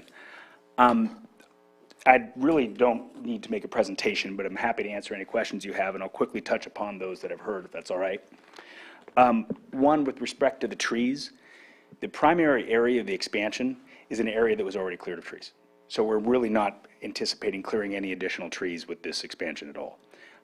In fact, our water use will actually decrease because much of this was already in vineyard, and that had been pulled out from years before. Above us is a walnut orchard that we are not planning on taking out at this time. So there should be no impact on trees at all. With respect to the processing building is intended to do two things. One is there's a difference between trimming and bucking. By having an area where we can handle the process, the product as it comes in off of the field, we're going to be able to do two things. One is try to limit the smell and the aroma to our neighbors, because the problem is much of that work is done outside, and when you're messing with the plants on the outside, it actually increases the smell, so we're trying to minimize that. It also allows us to make more efficient use of the building that currently exists, because when you're constantly opening and transitioning the building back and forth, the temperatures and humidity is difficult to control. So it's a combination of trying to make it more comfortable for our workers, trying to make it more efficient for the processing, and then also try to be respectful of our neighbors. To that end, you can't really tell it from the change, but one of the things we did on our map was try to decrease the area that is being grown right adjacent to some neighbors that have had some concerns about the aroma. And I'm not aware of any lot line issues. With that, I'm happy to answer. I think I got all of your questions. If there's any others, I'm happy to address them. Thank you. I just have one comment. I used to manage 240 acres of grapes, and they use a lot less water than marijuana does. And there are actually some vineyards that are dry farmed. Yeah, no, Just for the record. if you can dry farm, for sure. I grow grapes too, so it depends on how you're doing it, so. Thank you. Thank you. So now we'll be going into public comment. If anybody wishes to speak, just be sure to state your first and last name, and you have 3 minutes. Hello, my name is Brian Henry, and I will be speaking on behalf of Sheila Henry. For the record, I'm not sure about the directionality of the wells around that area, but I can tell you that Sheila's Henry well has gone dry, especially this last year, to the point the water is running out in dirt, and we've had to change out the filters more often than they should. Now, I'd like to request the commissioners take 1 packet each, as we were not able to turn these in earlier, and these are necessary in order for Sheila's comments to be heard as desired. Thank you very much. 1 commissioner gets 1 each. Sorry, the top one's loose. My apologies.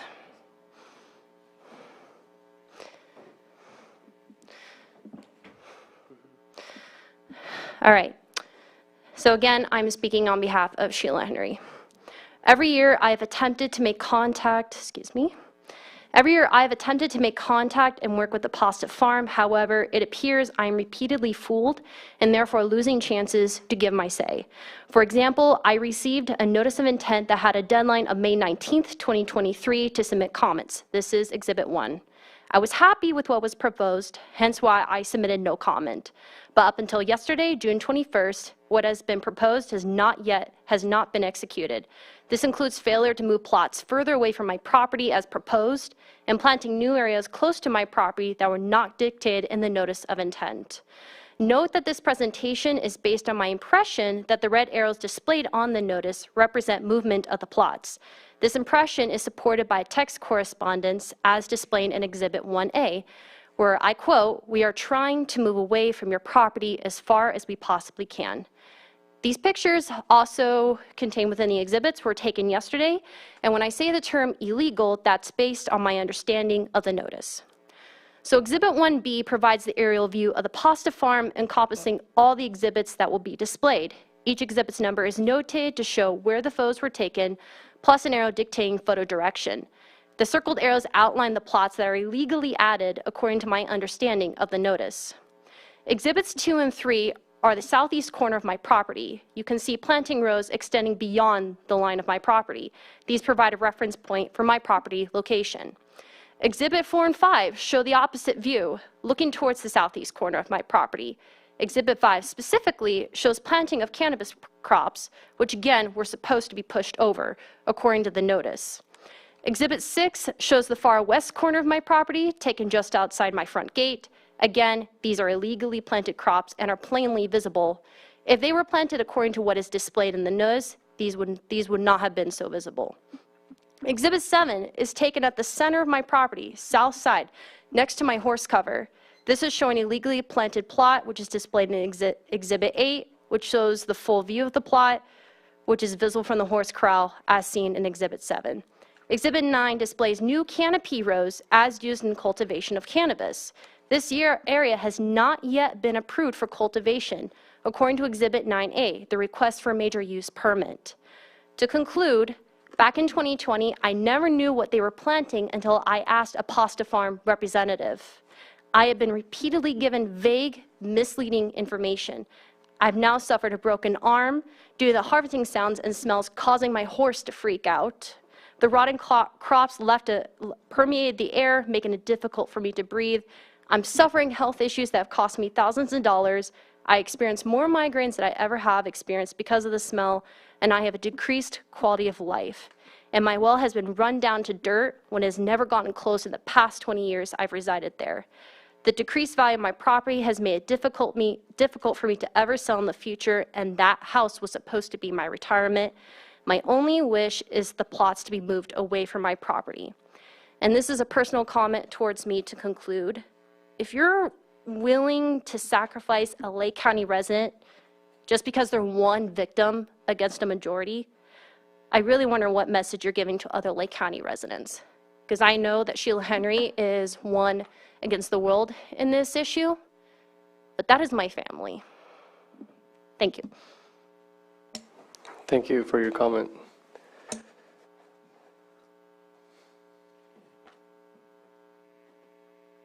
Would you like to hear a response to those questions, or are you comfortable proceeding? We'll check to see if there's any more public comment first.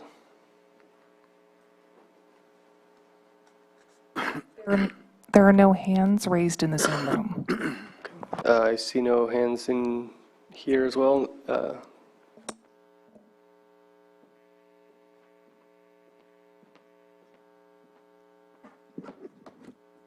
I will just express a degree of surprise that Ms. Henry is now stepping up. We have worked extensively to try to keep her apprised of everything that we're doing. And those comments were based on an extraordinary degree of misinformation. One, going back to one of your questions about the well that was 137 feet is one of the pieces of property that we now own. It's not a neighbor's property, it's one of ours. Ms. Henry's well is on a completely different aquifer, probably about 1,500 feet away from our property, and would not be impacted by any of our use. Our wells are on the entire opposite side of, I think there's a couple hundred acres between us. With respect to what is being planted and where it's being planted, first off, we have not planted a single cannabis plant this year.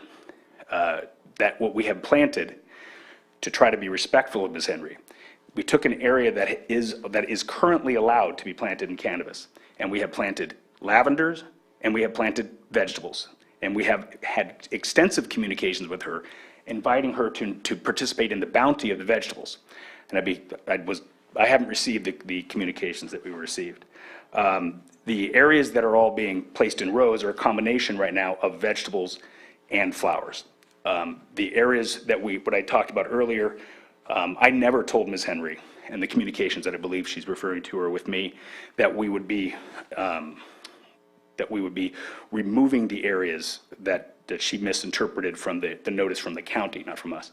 I think the map is very clear that the actual licensed area for us to go actually goes to the exact same areas that we are currently approved. So we're not expanding the amount of area near her home. In fact, as I indicated earlier, we've actually shaved the area across the road from her and tried to move it to some other areas that are a little more difficult to farm, because we're trying to be conscientious and try to take into consideration her concerns.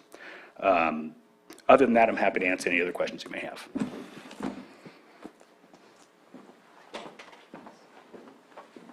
Can I comment? Yes. Sheila Henry. Could you state your first and last name? Sheila Henry. Thank you. First of all, my well is 100 feet from their property line. I'm on the far west, southwest end. My well is on the far southwest end. In fact, my well, 3 bits were broke. It had to go down 300 feet, and it's on the other side of the aquifer. So the rock side was on closer to my property, and my well was so close to the fence line that we had to go through so much rock that they almost stopped digging because I was moving into the other aquifer. Secondly, I was told that since they got the new property, they could move over there. They could move away from me. They indicated it. They made it seem like it. I was working with them. It's true. There are no vegetables being planted right now. There are those canopy rows that you see. So unless you guys come out and actually see it, then I'm going to end up once again like I did in 2020, where I had no idea what they planted until I wrote and said, "What are you planting? Are you planting marijuana?" "Oh yeah, we are." So the thing is, all I'm asking is there a little bit more oversight, that they don't take over the whole. See, they have they have a team of lawyers. I'm not a lawyer. I'm a 22-year-old Lake County citizen. I have spent my life here, raised my children here, and I don't have the money to actually hire a lawyer. I make $20 an hour, okay? How am I to go up against a team of lawyers that are so good with their writing that they have misled me? And I've been working with them, that's true. But I don't get that answer. So I need some oversight because I can't hire a public defender for this. Okay, that's all I'm asking. And I pleaded for this the last time and my well went dry last year. But do I have the money to go and buy whatever it is that you guys hire? I don't even have the knowledge. And so in fact, what's going on is they have more power and they're pushing me out, and I am in my mid-60s. I don't have the strength to do that. I just want them to move it away. They have the acreage. They have more than enough. They have 106 acres that they just purchased. So that's all I'm asking. It's not that I'm asking them to find acreage somewhere else. They have it. Why can't they do that?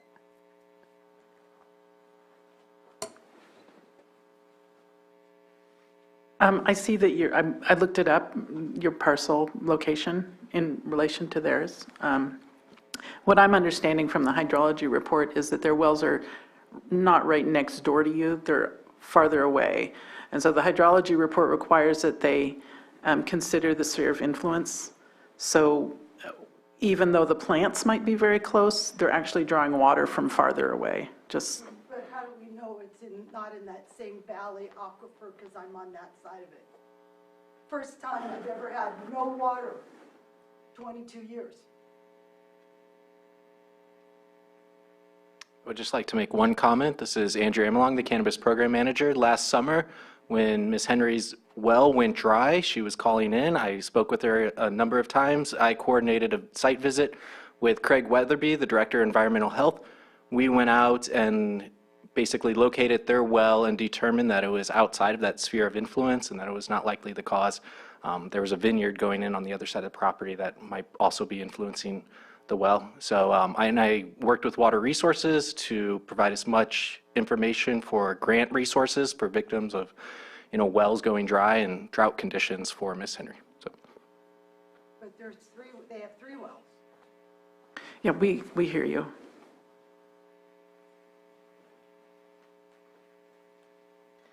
Hello, this is Brianne Henry. I'm just speaking for myself. I've never seen my mother's health deteriorate as quickly as it has in the past 3 years.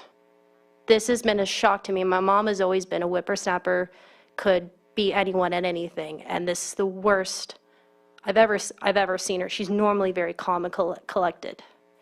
And that the very fact she needs me to help her, give her a say, that's scary from a single mother who's handling 6 acres of property who does not have the money to relocate.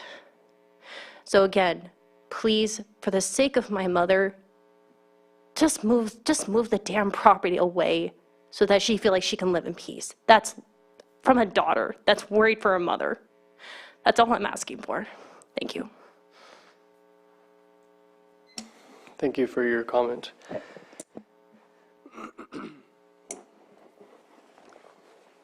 Frankly, we have to go by the four corners of the application that's before us today.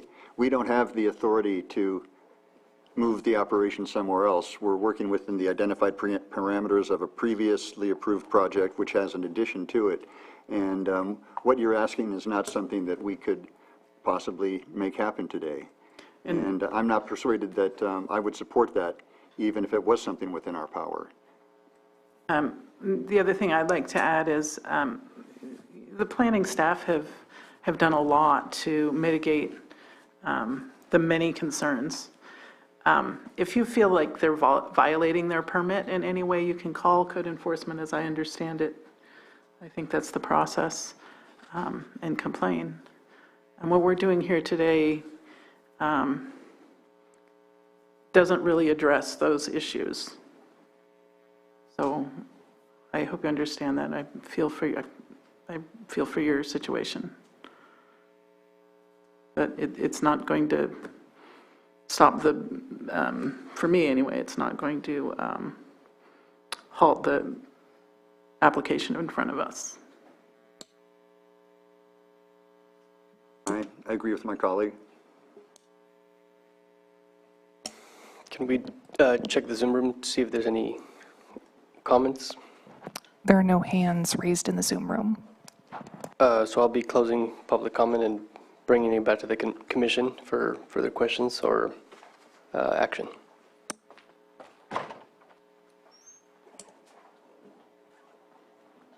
Commissioner Field, did you want to? Oh, I'm happy to. Okay.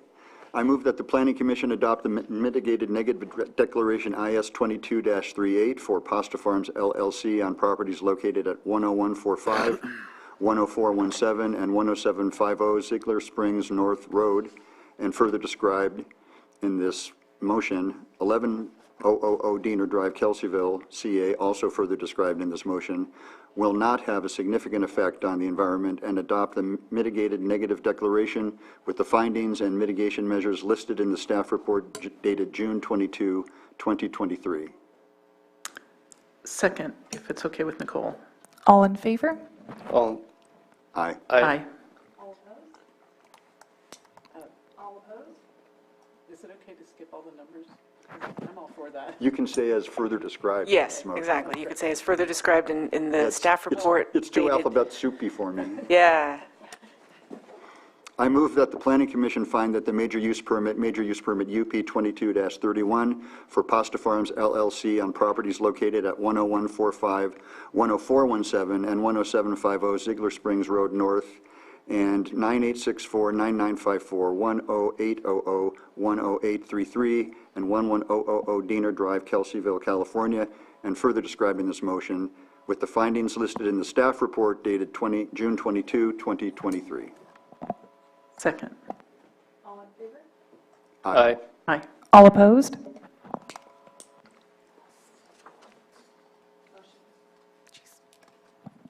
Want me to do that? The applicant or any interested person is reminded that the zoning ordinance provides for a 7-day calendar day appeal period.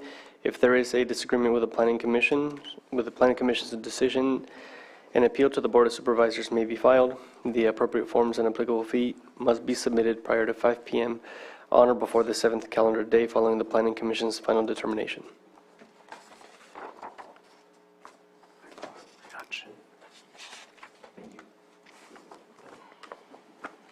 Thank you, Mr. Chairman. We're opening up the next PowerPoint presentation. The next one before you is file number UP 21-40. Eric, I'm gonna read the the thing sorry. first. Yeah. Jumping the gun. Hey, I know. I want to get out of here too. So our next item is item number 8.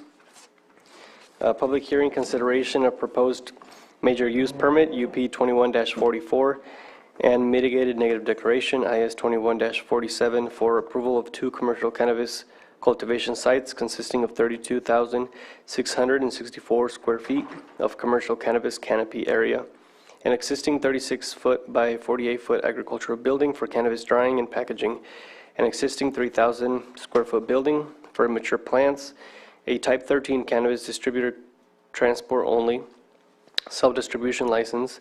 The applicant is High Rock Ranch LLC, Anthony Rocco. Location is 8645 and 8475 Kelsey Creek Drive in Kelseyville.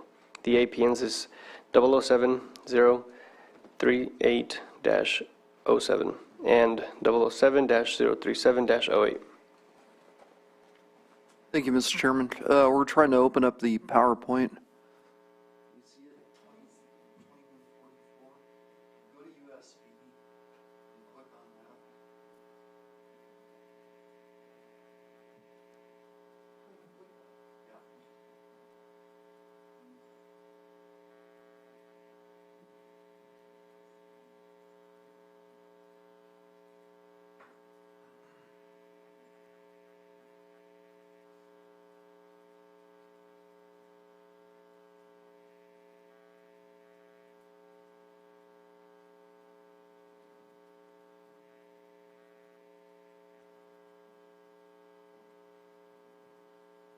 Thank you. I need the mouse. Okay, yeah, this is another commercial cannabis application, UP 21-44, located off Kelsey Creek Drive in Kelseyville. And there are the 2 parcels, one of which is a cluster parcel. I think the size is, yeah, it's 55.87 acres.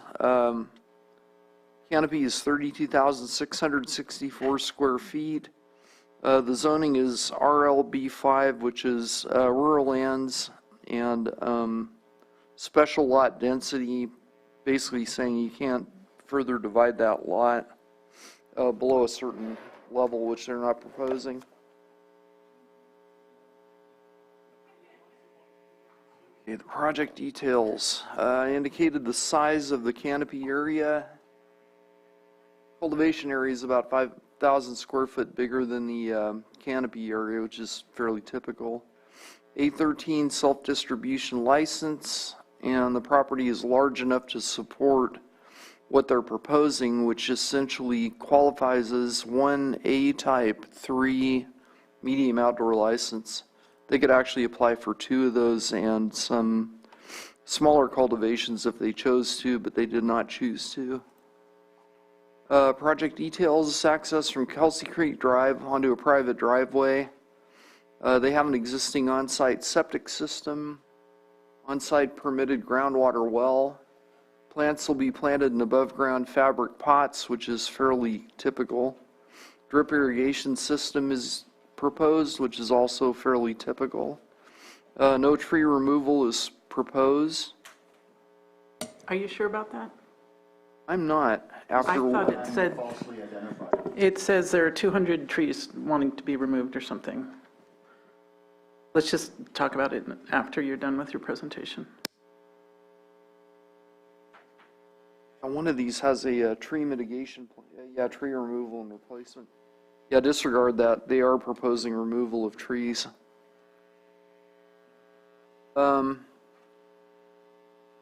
Cultivation site's flat. Minimal grading is required, although with the tree removal, they'll definitely need a grading permit. Water. Existing well, estimated demand is about 1 1/3 acre feet per year, which is about 405,000 gallons. With an additional 18,930 gallons for immature plants, Well production is 33 gallons according to the hydro report. They're proposing 4 2,500-gallon water tanks. Annual recharge of the aquifer is about 2,600,000 gallons during a drought year, which is more than, well, it's about 5 times more than their projected demand.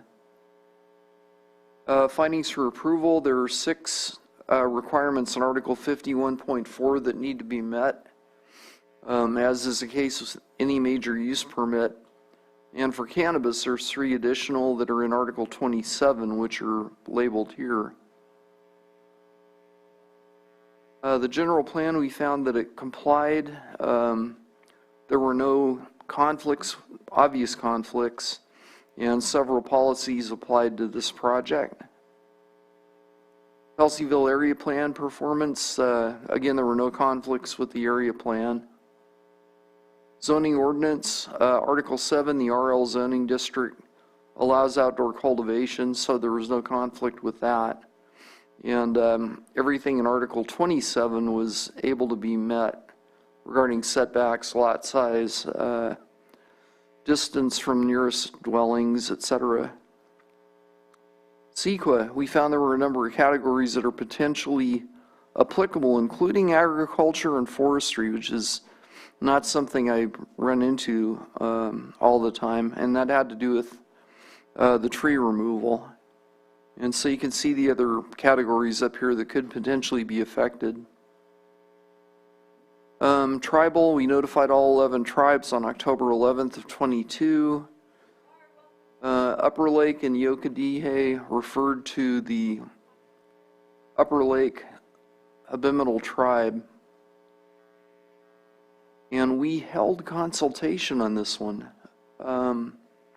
Applicant and the tribe came to an understanding. The tribe was satisfied with the applicant and gave the go-ahead for us to proceed with this review.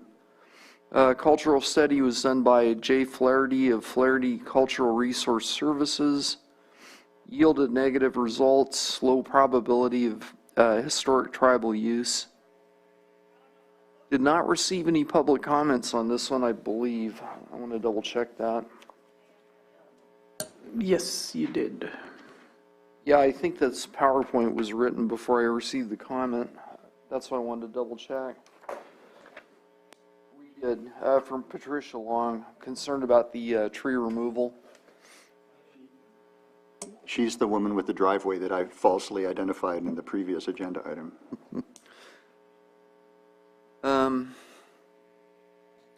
CEQA, we evaluated the CEQA impacts, and it resulted in a mitigated negative declaration, IS 2147. And our recommendation is to approve use permit UP 21-44 with the findings listed in staff report dated today, and to adopt mitigated negative declaration IS 21-47, again with the findings that are in the staff report dated today. And I do want to get back to the tree removal. That's significant. It was adequately addressed in the CEQA evaluation. I had forgotten that when I put this PowerPoint together. And so it would be up to the Planning Commission to make sure that a condition, well, I can verify the condition, but to make sure that the condition requiring a tree replacement would be applicable, and if so, I would recommend that it apply to any native oak trees that have a DB or a diameter of 5 inches or greater, measured 4.5 feet above grade. I have a recommended amendment in general conditions under the applicant shall be in substantial conformance with the following. It lists site plans, property management plan, hydrological and drought management report. I would recommend we add D, tree replacement plan dated August 5th, 2022. And then furthermore, in agriculture, Section B, number 1, remove the sentence that says prior to cultivation and ends with is removed, so that it starts with the permittee shall fully comply with the tree replacement plan submitted. Which number is that? That is agriculture B, number 1. Also, we're going to change the name applicant to permittee in our conditions, because once they're approved, they're no longer an applicant. They're permittee. Vis-a-vis the request from the neighbor and the fact that if they do the survey incorrectly and the wrong trees are removed, can we require that the survey be conducted, a formal survey, so that her trees are not accidentally removed? We have a I think the planning commission can require them to identify the trees by tying a ribbon around them prior to removal. Which is what she requests, that they be identified with a piece of tape or something. Well, let's read her comment. The determination of property lines is done by a county surveyor. Right. So what you might be asking then is a required record of survey, because the surveyor's not going to just come out and be like, oh, there's your property line. They're extremely precise. Oh, I know. Yeah. I've done it. Yeah, I know. That's what I'm requesting. I'm asking, can we do that? Can we require that? I would support that. I would also like to refer back to the tree management plan. I thought it was excellent. I thought it was really well prepared, and it was thoughtful, and it acknowledged that taking some of those larger trees is removing habitat, sometimes 100-year-old trees, and they noted the importance of that, which is why I appreciated that the report they submitted recommended stronger replacement ratios than the staff report did. And I would, if we are adding the tree management plan to those conditions, that of course contains those other replacement ratios of 10 to 1, 3 to 1, and 1 to 1. Yep. And I can live with that. Okay. So then an amendment would then be an addition for number 2 under agriculture. Prior to removal of trees, permittee shall record a record of survey with the County of Lake showing the property lines and mark any trees that are not to be removed. Something like that. Okay.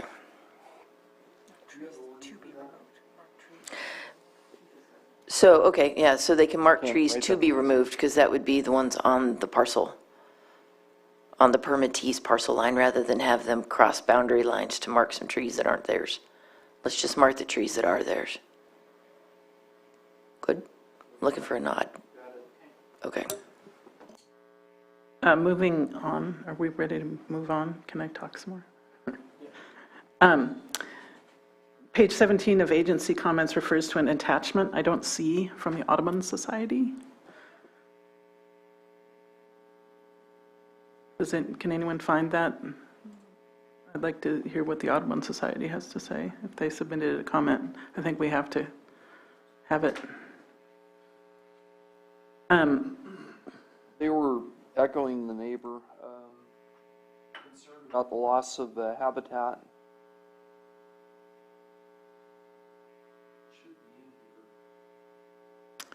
Okay. I do remember that letter. Okay, while you're looking that up, maybe we can talk about the bridge. We're back to the same issue. Bridge repair.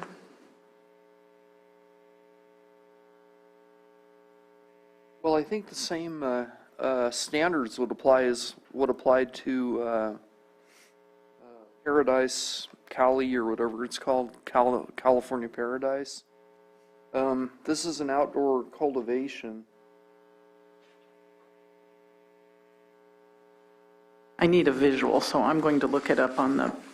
They are building the 36 by 48 agricultural building. You know, the applicant, if he is in the room, might be able to answer a question about the bridge.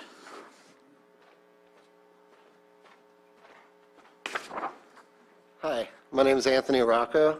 I'm here to address these issues. I'd like to thank you guys for your time first and foremost. We feel that we also comply and fall under the same jurisdiction as California Paradise Farms as far as the 4290 goes. The reason that there is a request for any tree removal whatsoever was based on the 4290 California standards. Understood. So we could completely avoid all of this and not have to remove any trees at all since we fall under that jurisdiction.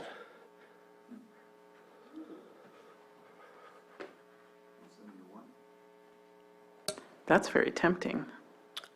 I think it would be best for the environment. It'd mitigate environmental impact. The number of trees involved, to be candid, almost tipped me in a direction you wouldn't like. And there was a application from several years ago which went down because of the number of oaks they wanted to remove. So if there's an option, as far as this commissioner is concerned, that permits us to save those trees in that 100-year-old habitat, I'm all for it. Preferably, we'd love to not have to remove any trees. So how wide is the road now? It's 13 to 14 feet wide. I'm good with that. Yeah. Let's not take out the trees. Yeah.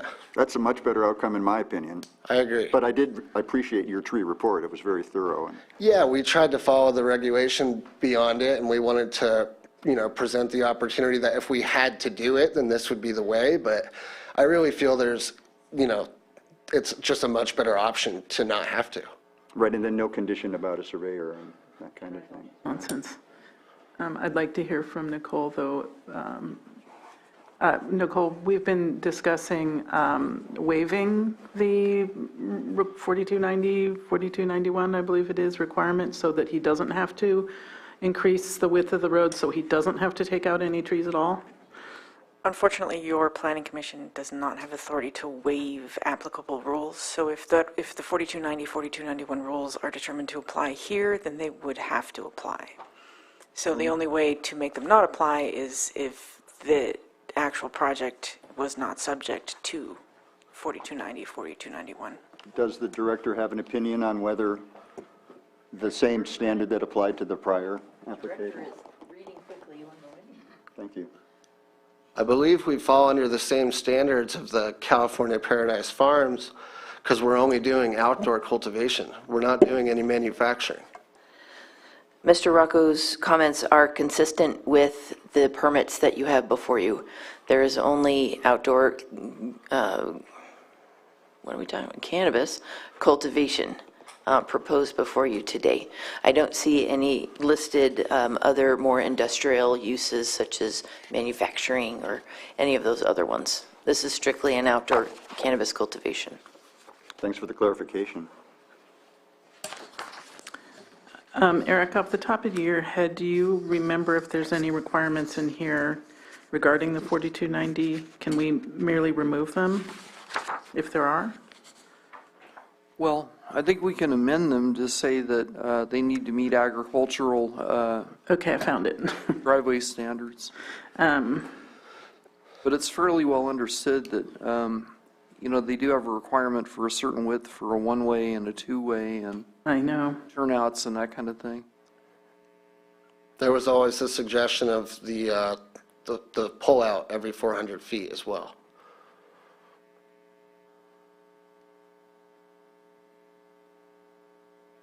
If we eliminated WDF3, which reads, prior to cultivation, the applicant shall schedule a site visit with a building official or designee to verify that the roads, gates, and site are PRC 4290 and 4291 compliant. Would we get in a lot of trouble? That's also listed under general conditions number 5. It's actually listed twice.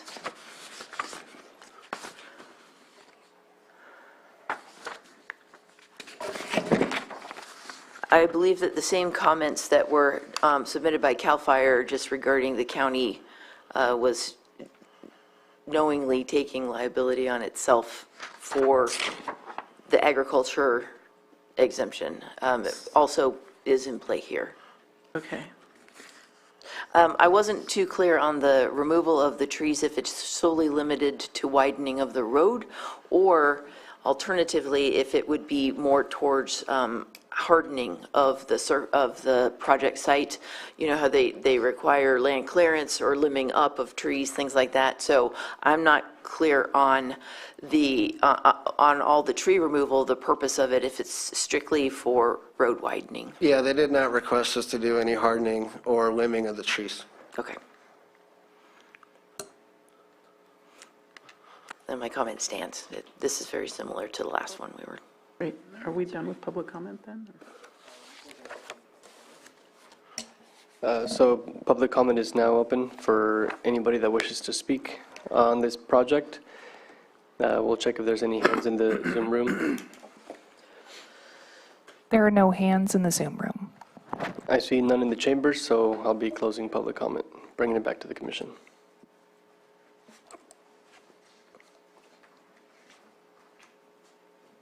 I'm ready to make a motion. I move that the Planning Commission approve the major use permit UP 2144 applied for by High Rock Ranch LLC on property located at 8645 and 8475 Kelsey Creek Drive, APNs 007-038-07 and 007-037-08, as amended to remove the COA WDF-3 and the general one that I'm not seeing.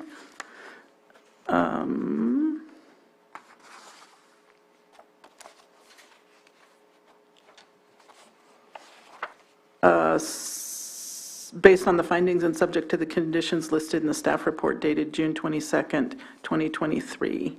And I believe that's the major use permit.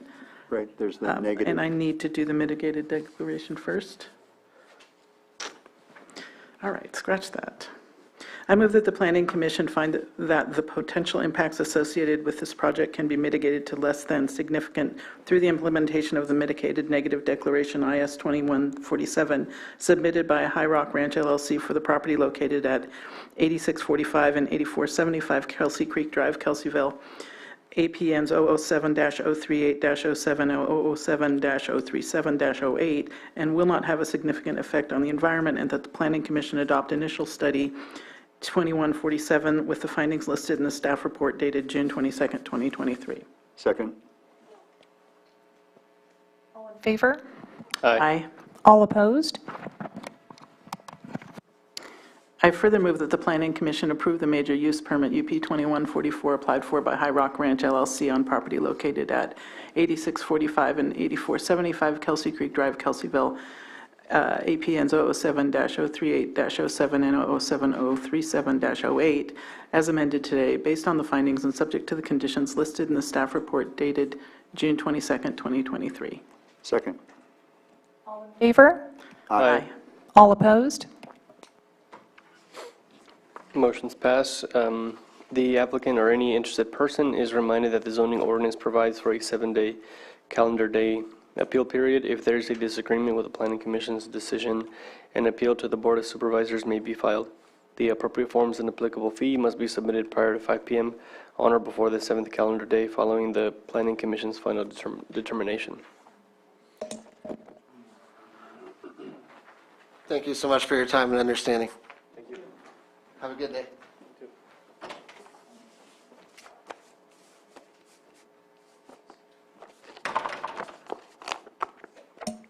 Moving on to our next item, item number 9.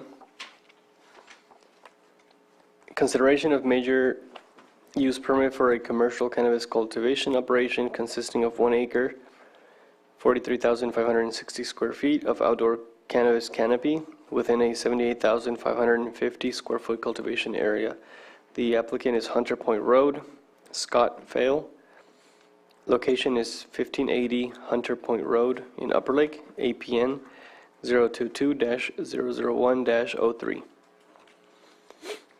Thank you, Mr. Chairman. Just to back up one application to set the record straight, I mentioned the Upper Lake Tribe, but they are actually not affiliated. It's not their cultural ancestral area, which is Kelseyville. That would be the Big Valley Tribe. And we concluded consultation with Big Valley for the prior application. We also concluded consultation with the Upper Lake Tribe for this application. So in both cases, consultation was formally closed. UP 2141. However, just for further clarification, we send out AB 52 notices to all tribes who request them because it's not our jurisdiction or our authority to identify which is the culturally affiliated tribe.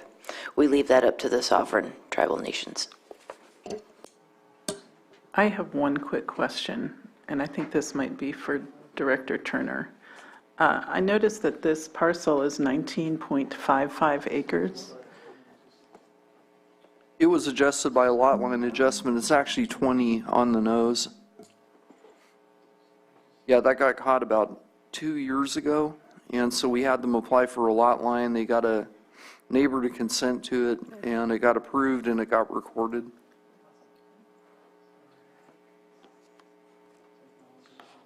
One of those days.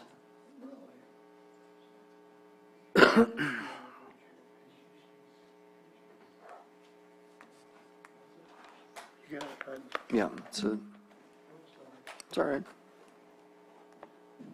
Okay, the last of my 4 applicants today is Hunter Point Farms. And I don't remember the scope. Let me take a look at it here. I indicated it's 20 acres, so it's a 1 acre outdoor A-type 3 cultivation proposed. There's a vicinity map. Site's located off Hunter Point Road in Upper Lake, which is accessed off of, I believe that's Elk Mountain Road. Hunter Point connects with Elk Mountain. Details, 1 acre of outdoor canopy, 78,550 square feet of cultivation area. They're requesting a self-distribution license. And the property is exactly 20 acres according to their surveyor. Water analysis, they have an existed well. It doesn't yield a whole lot, but it's still 13 gallons per minute. Estimated demand, according to their hydro study, was 360 gallons per year, 360,000 gallons per year. And 1 acre foot is 325,817 gallons, so it's slightly over 1 acre foot. They're proposing 4 2,500-gallon water tanks, and estimated annual recharge of the aquifer exceeds the water demand for the project based on a 20-acre lot infiltrating rainwater into the aquifer. Eric, since you're on that subject of water, yeah. It says, the staff report refers to the 4 tanks, but it says, with no additional tanks for fire suppression purposes. They're not proposing any additional. You can require one, but they're not proposing one. Or so, converting one of the 4 to? Or that, yeah. Mm-hmm. Okay. If you require one of the tanks to be used for fire, it should be very clearly stated. It's got to be steel or fiberglass and have 3.5-inch rapid connectors for fire department use. It's just become pretty standard that when we review things, one of the tanks. Yeah, one of the reasons I think for that is because a lot of these projects don't have a lot of water availability, but this one does. It has, as I recall, it has 150 gallons per minute, which is quite a bit, so. I may have put that in as a condition. As far as requiring a fire tank, I want to take a look here under water and wildfire.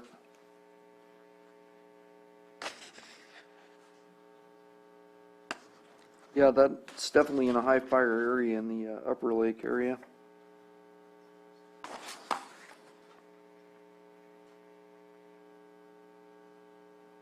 It says you have WDF4, the applicant shall place at least 5,000 gallons of water on site that is designated specifically as for use of fire suppression.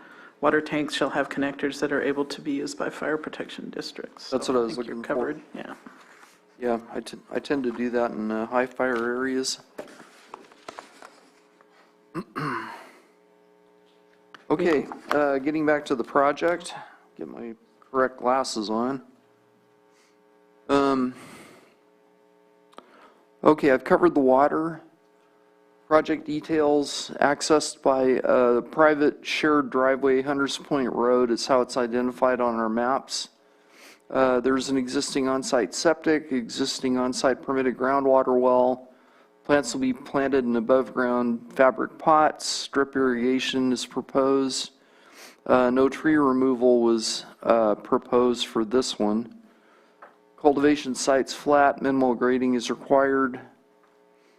The 6 required findings are reiterated here. Those are in Article 51.4, required findings for approval, with the 3 additional findings required for cannabis approval found in Article 27, Sub 11 AT. General plan, we found it conformed to Chapter 3 primarily as far as communities, agricultural, residential buffer, and to a small degree maintaining economic viability by virtue of the fact that they're making a marketable product and they'll employ a few employees. Upper Lake Nice plan conformance, there was no conflicts. Zoning ordinance, Article 7, the RL zoning district allows commercial cultivation with a use permit. CEQA, the initial study prepared, resulted in a mitigated negative declaration with categories of aesthetics, air quality, cultural, tribal, geology, and soils, which is primarily the prehistoric potential for fines, inadvertent fines. Noise and wildfire were possible candidate categories that required mitigation measures. Tribal, I indicated that we had consultation with the Upper Lake Tribe. It was held on April 18th, and it was concluded shortly thereafter. Public, we received no comments on this one, I think. Double check that. No, we didn't receive any public comments for this one at all. So consequently, we're recommending the Planning Commission adopt mitigated negative declaration IS 21-43 with the findings in the staff report dated June 22nd, 2023, and to approve use permit UP 21-41 with the findings listed in the staff report dated June 22nd, 2023. And that concludes my presentation. Thank you, Eric. Any questions Mr. Chair. I think I figured it out. I looked at the agency comments, and you have a comment from the North Shore Fire Protection District that I think is kind of interesting. The fire chief points out that the nearest staffed station is 7 miles away, and that the project area is in an area of state responsibility. So California Department of Forestry and Fire Protection has primary responsibility for wildland fire protection during the fire season. And the letter goes on, but I do think it's addressed with WDF 3, which says prior to cultivation, the applicant shall schedule a site visit with a building official or designate to verify that roads, gates, and site are PRC 4290 and 4291 compliant. So I think it's covered. No more questions. Is the applicant present? Yes, sir. Would you like to give just an introduction?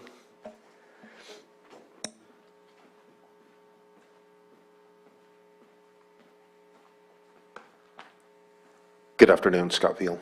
I've fallen asleep back there. It's a long day. On the fire suppression, I own a water truck company, so typically I'm first response anyway.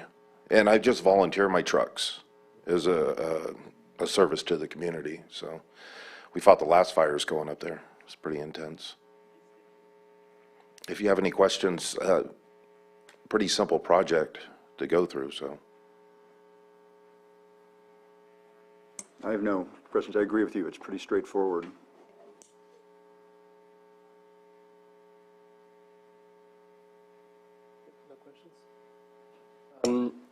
Let's just check the Zoom room just to see if there's any public comment.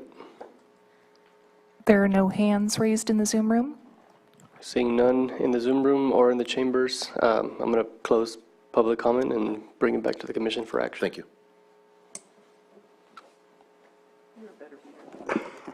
I'm prepared to make a motion. I move that the Planning Commission find that potential impacts associated with this project can be mitigated to less than significant through the implementation of the Mitigated Negative Declaration IS 21-43 for Hunter Point Road at the property located at 1580 Hunter Point Road, Upper Lake, and further described in this motion, and will not have a significant effect on the environment, and that the Planning Commission adopt initial study IS 21-43 based on the findings included in the staff report dated June 22nd, 2023, and as amended here today. Did we amend it? I think we amended it. We did. We added something. Boy, has it been a long day. Yeah, I think it was the last one. The tree Then, removal. as amended to, not amended here today. Second. All in favor? Aye. Aye. All opposed?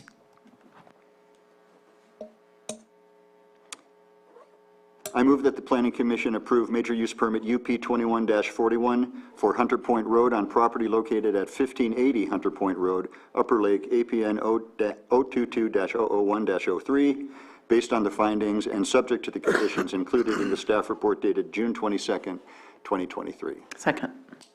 All in favor? Aye. All opposed?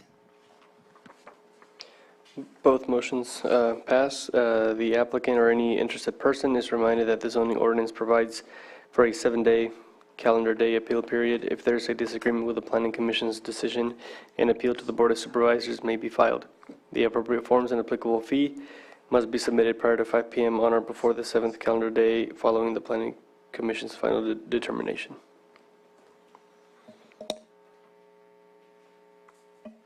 Thank you, Commissioners. Thank you.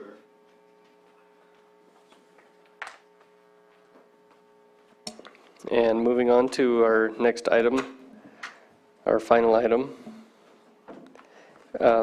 consideration of proposed major use permit and mitigated negative declaration IS 21-33 for Brush Ridge P1 LLC for approval of commercial cannabis cultivation permit consisting of 204,336 square feet of canopy area within 392,040 square foot of cultivation area located at 21242, 21516, 21576, and 21586 Morgan Valley Road in Lower Lake. The APNs are 012-069-08 and 09, and 012-069-04 and 05. Good afternoon, Commissioners. I'm Mary Claiborne. I will be presenting to you your last item on the agenda today. Today, for your consideration is UP 2132 and IS 2133 for Brush Ridge P1 LLC. And this is a unique project because it is a modification to a use permit UP 1848, and a modification is an amendment, and that would be a whole new use permit itself.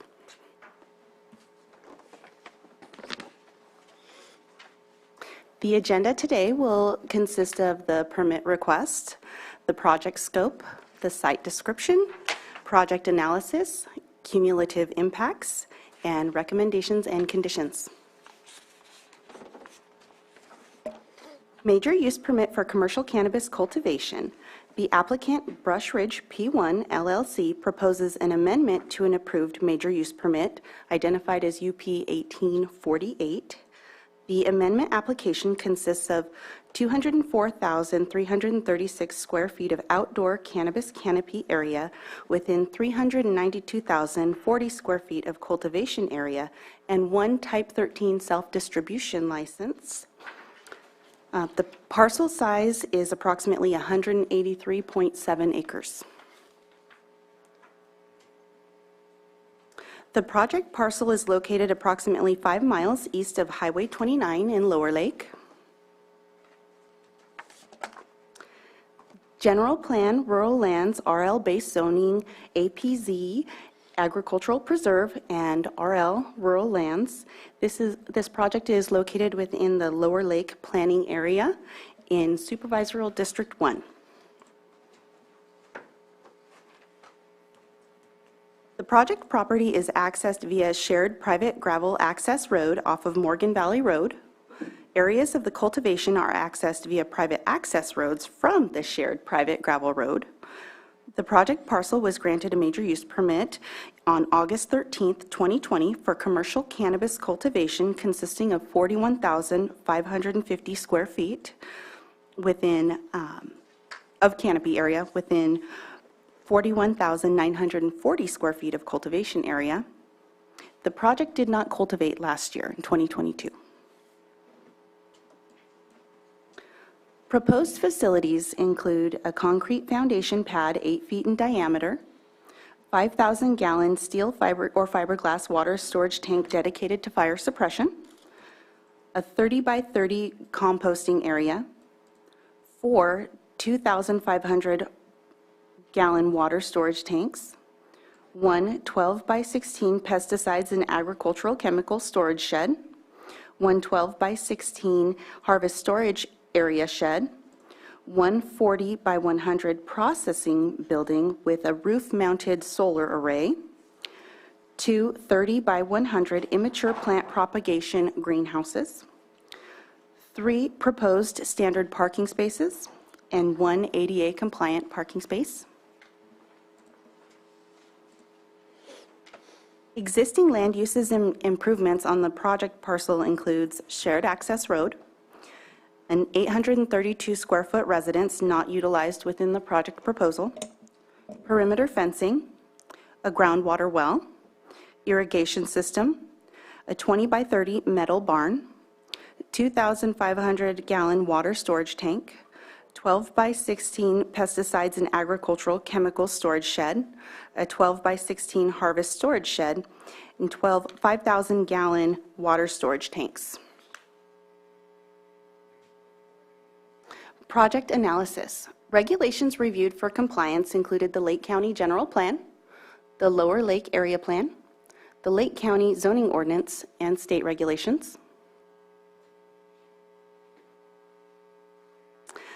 Lake County General Plan and policies were reviewed include Chapter 3 Land Use and Chapter 11 Water Resources. With that, there were no conflicting policies within the general plan and no specific policies addressing commercial cannabis cultivation within the general plan. Erosion and sediment control measures through the implementation of appropriate best management practices are required for this project. The applicant is proposing the use of solar power. A new installation of high voltage transmission lines is not proposed at this location. Construction activities will not take place during a red flag warning. Employees shall be trained in recognizing artifacts that may be discovered during ground disturbance and protocol for contacting culturally affiliated tribe. Project analysis, Lake County Zoning Ordinance. The following articles had been reviewed. Article 7, Rural Lands, Article 37, Waterway Combining District, and Article 27, Uses Generally Permitted. The CEQA initial study found that the project could cause potential impacts to resources. These include air quality, biological resources, cultural resources and tribal resources, geology and soils, hazards and hazardous materials, hydrology and water quality, noise, utilities, and wildfire.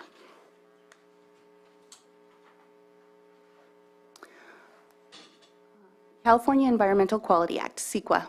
A mitigated negative declaration is the proposed CEQA environmental determination for the project.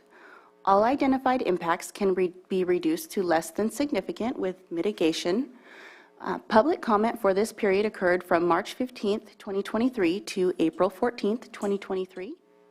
Mitigations are outlined in the staff report, attachments 2, draft conditions of approval, and attachment 5, draft initial study.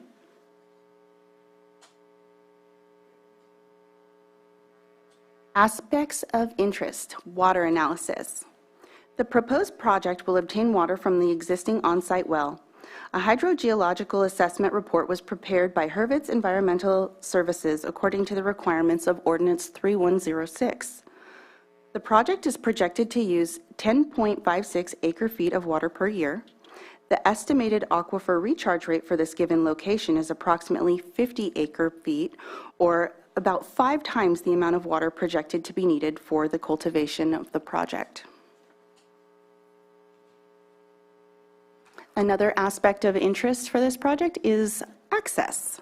Locking metal gates across the shared private gravel access road are currently in place. The private access roads control access to the project property. The shared private gravel access road is 20 feet wide and has an aggregate surface capable of supporting a fire apparatus weighing at least 75,000 pounds. The driveway, as proposed, is 20 feet wide of unobstructed horizontal clearance and 15 feet of unobstructed vertical clearance. Roadways around the cultivation area are proposed at 14 feet wide. Additionally, several hammerhead turnarounds are proposed. Cumulative impacts. In a 1 mile radius, there are 2 approved projects, one being at this site location, and 1 pending project within 1 mile. Within 3 miles, there are 5 approved projects, including one at this site location, and 8 pending projects. Recommendations. Environmental recommendations. Adopt mitigated negative declaration initial study IS 21-33 for use permit UP 21-32 with findings found in the staff report. Approve use permit UP 2132 with the proposed conditions of approval and the findings found in the staff report. And that concludes my presentation today, and the applicant and the consultant are not present. Is there a reason for them not being present today? Well, the consultant was here earlier. However, he had a prior engagement for this afternoon, so he did have to leave. Thank you. I don't blame them. It was a really long meeting.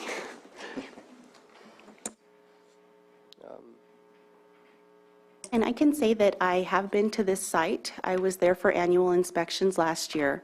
The site was not overgrown. I didn't see a lot of brush or vegetation. It was actually pretty clear and clean for not having been utilized last year. So it wasn't used last year, but it was used previously? It had been used previously. There was cultivation on the site previously. Last year, they chose to opt out of cultivation.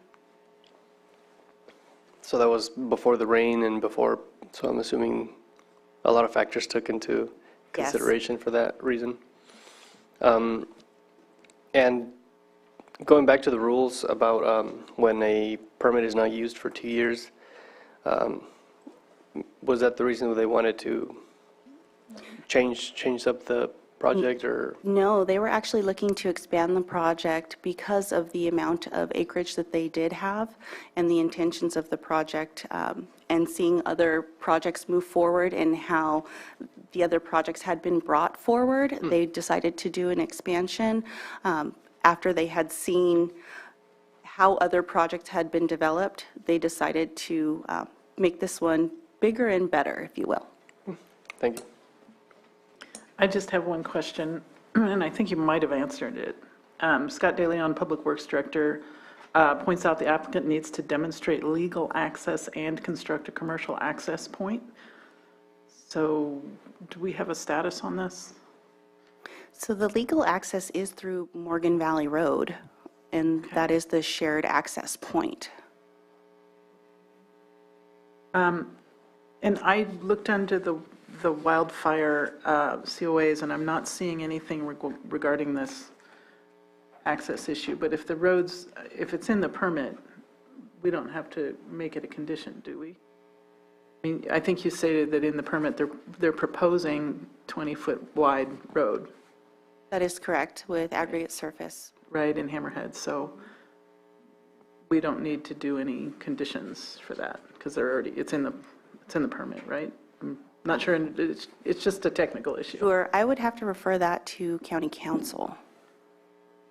But they're proposing, so can we? If it's part of the, if it's part, so what you're approving today is the proposed project, so the project description with its associated plans and maps. If it's included in those, then that is the use that's being approved here. They're not required to do it, though, but in the sense that if a person is granted a permit, they aren't required to engage in the use. As proposed?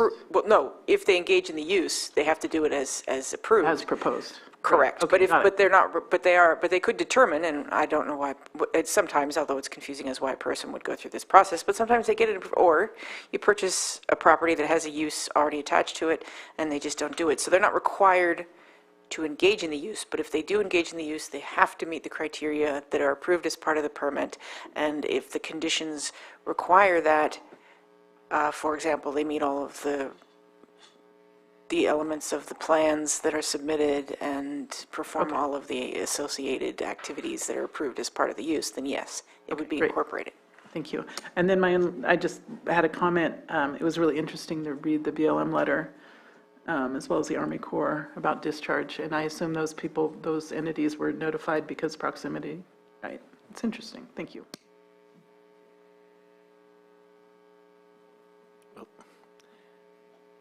This is Andrew Amelong, the Cannabis Program Manager. I think most of that was clarified. A few additional details for the project.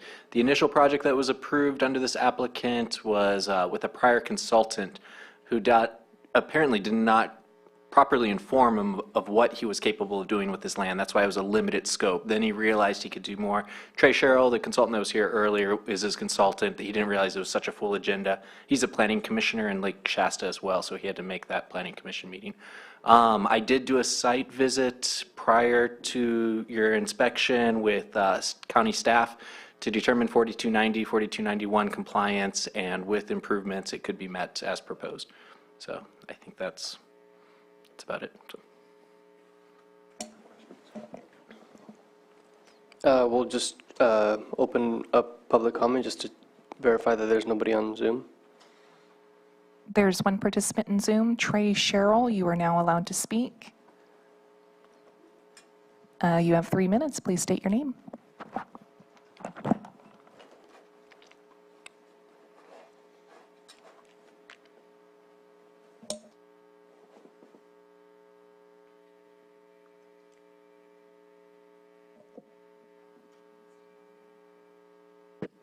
Hi, Trey. Could you hear us?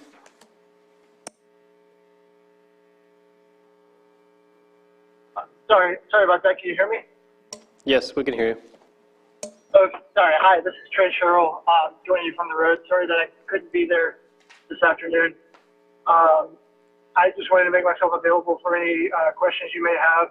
Also, the applicant, Perry Clark, is watching via Zoom if you have any questions for him.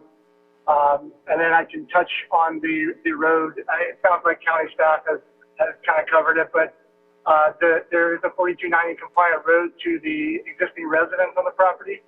And then we have some proposed improvements to that road that would make it 4290 compliant all the way to the proposed structure. Wonderful. Thank you. If the applicant is on Zoom and wishes to speak, please raise your hand before we close public comment.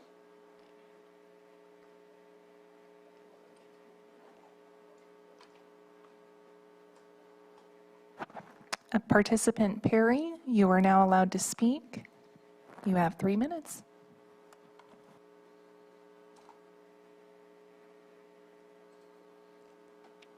Hi, can you hear me? Yes, we can hear you. Hi, thank you. Yeah, sorry, we were there earlier today and then had to leave for some family obligations, but just appreciate the time, and if you have any questions, I'm here as well. Thank you. Any questions to the applicant?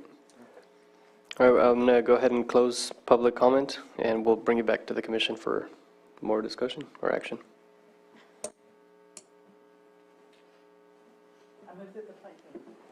I move that the Planning Commission find the potential impacts associated with this project can be mitigated to less than significant through the implementation of the Mitigated Negative Declaration IS 2133 for the property located at 21242, 21516, 21576, 21586 Morgan Valley Road, Lower Lake, and further described, I will not have a significant impact on the environment, and that the Planning Commission adopt initial study 2133 based on the findings listed in the staff report dated today.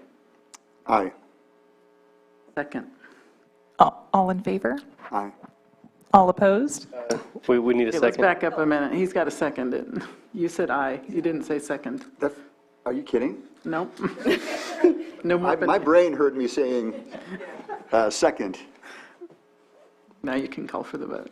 That's crazy. All in favor? Aye. All opposed?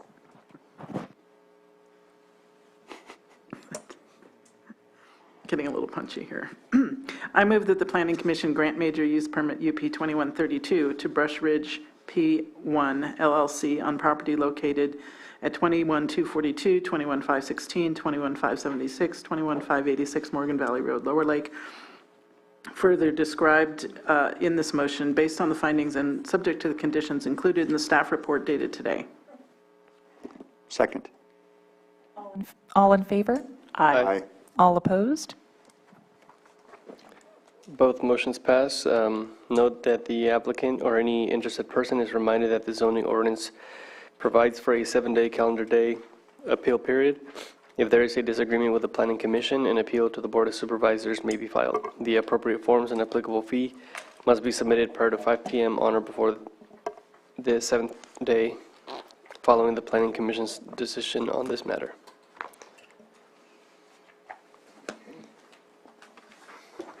Moving on to non-timed items. Department update. Absolutely not. And meeting adjourned at 4:27. Thank you. For a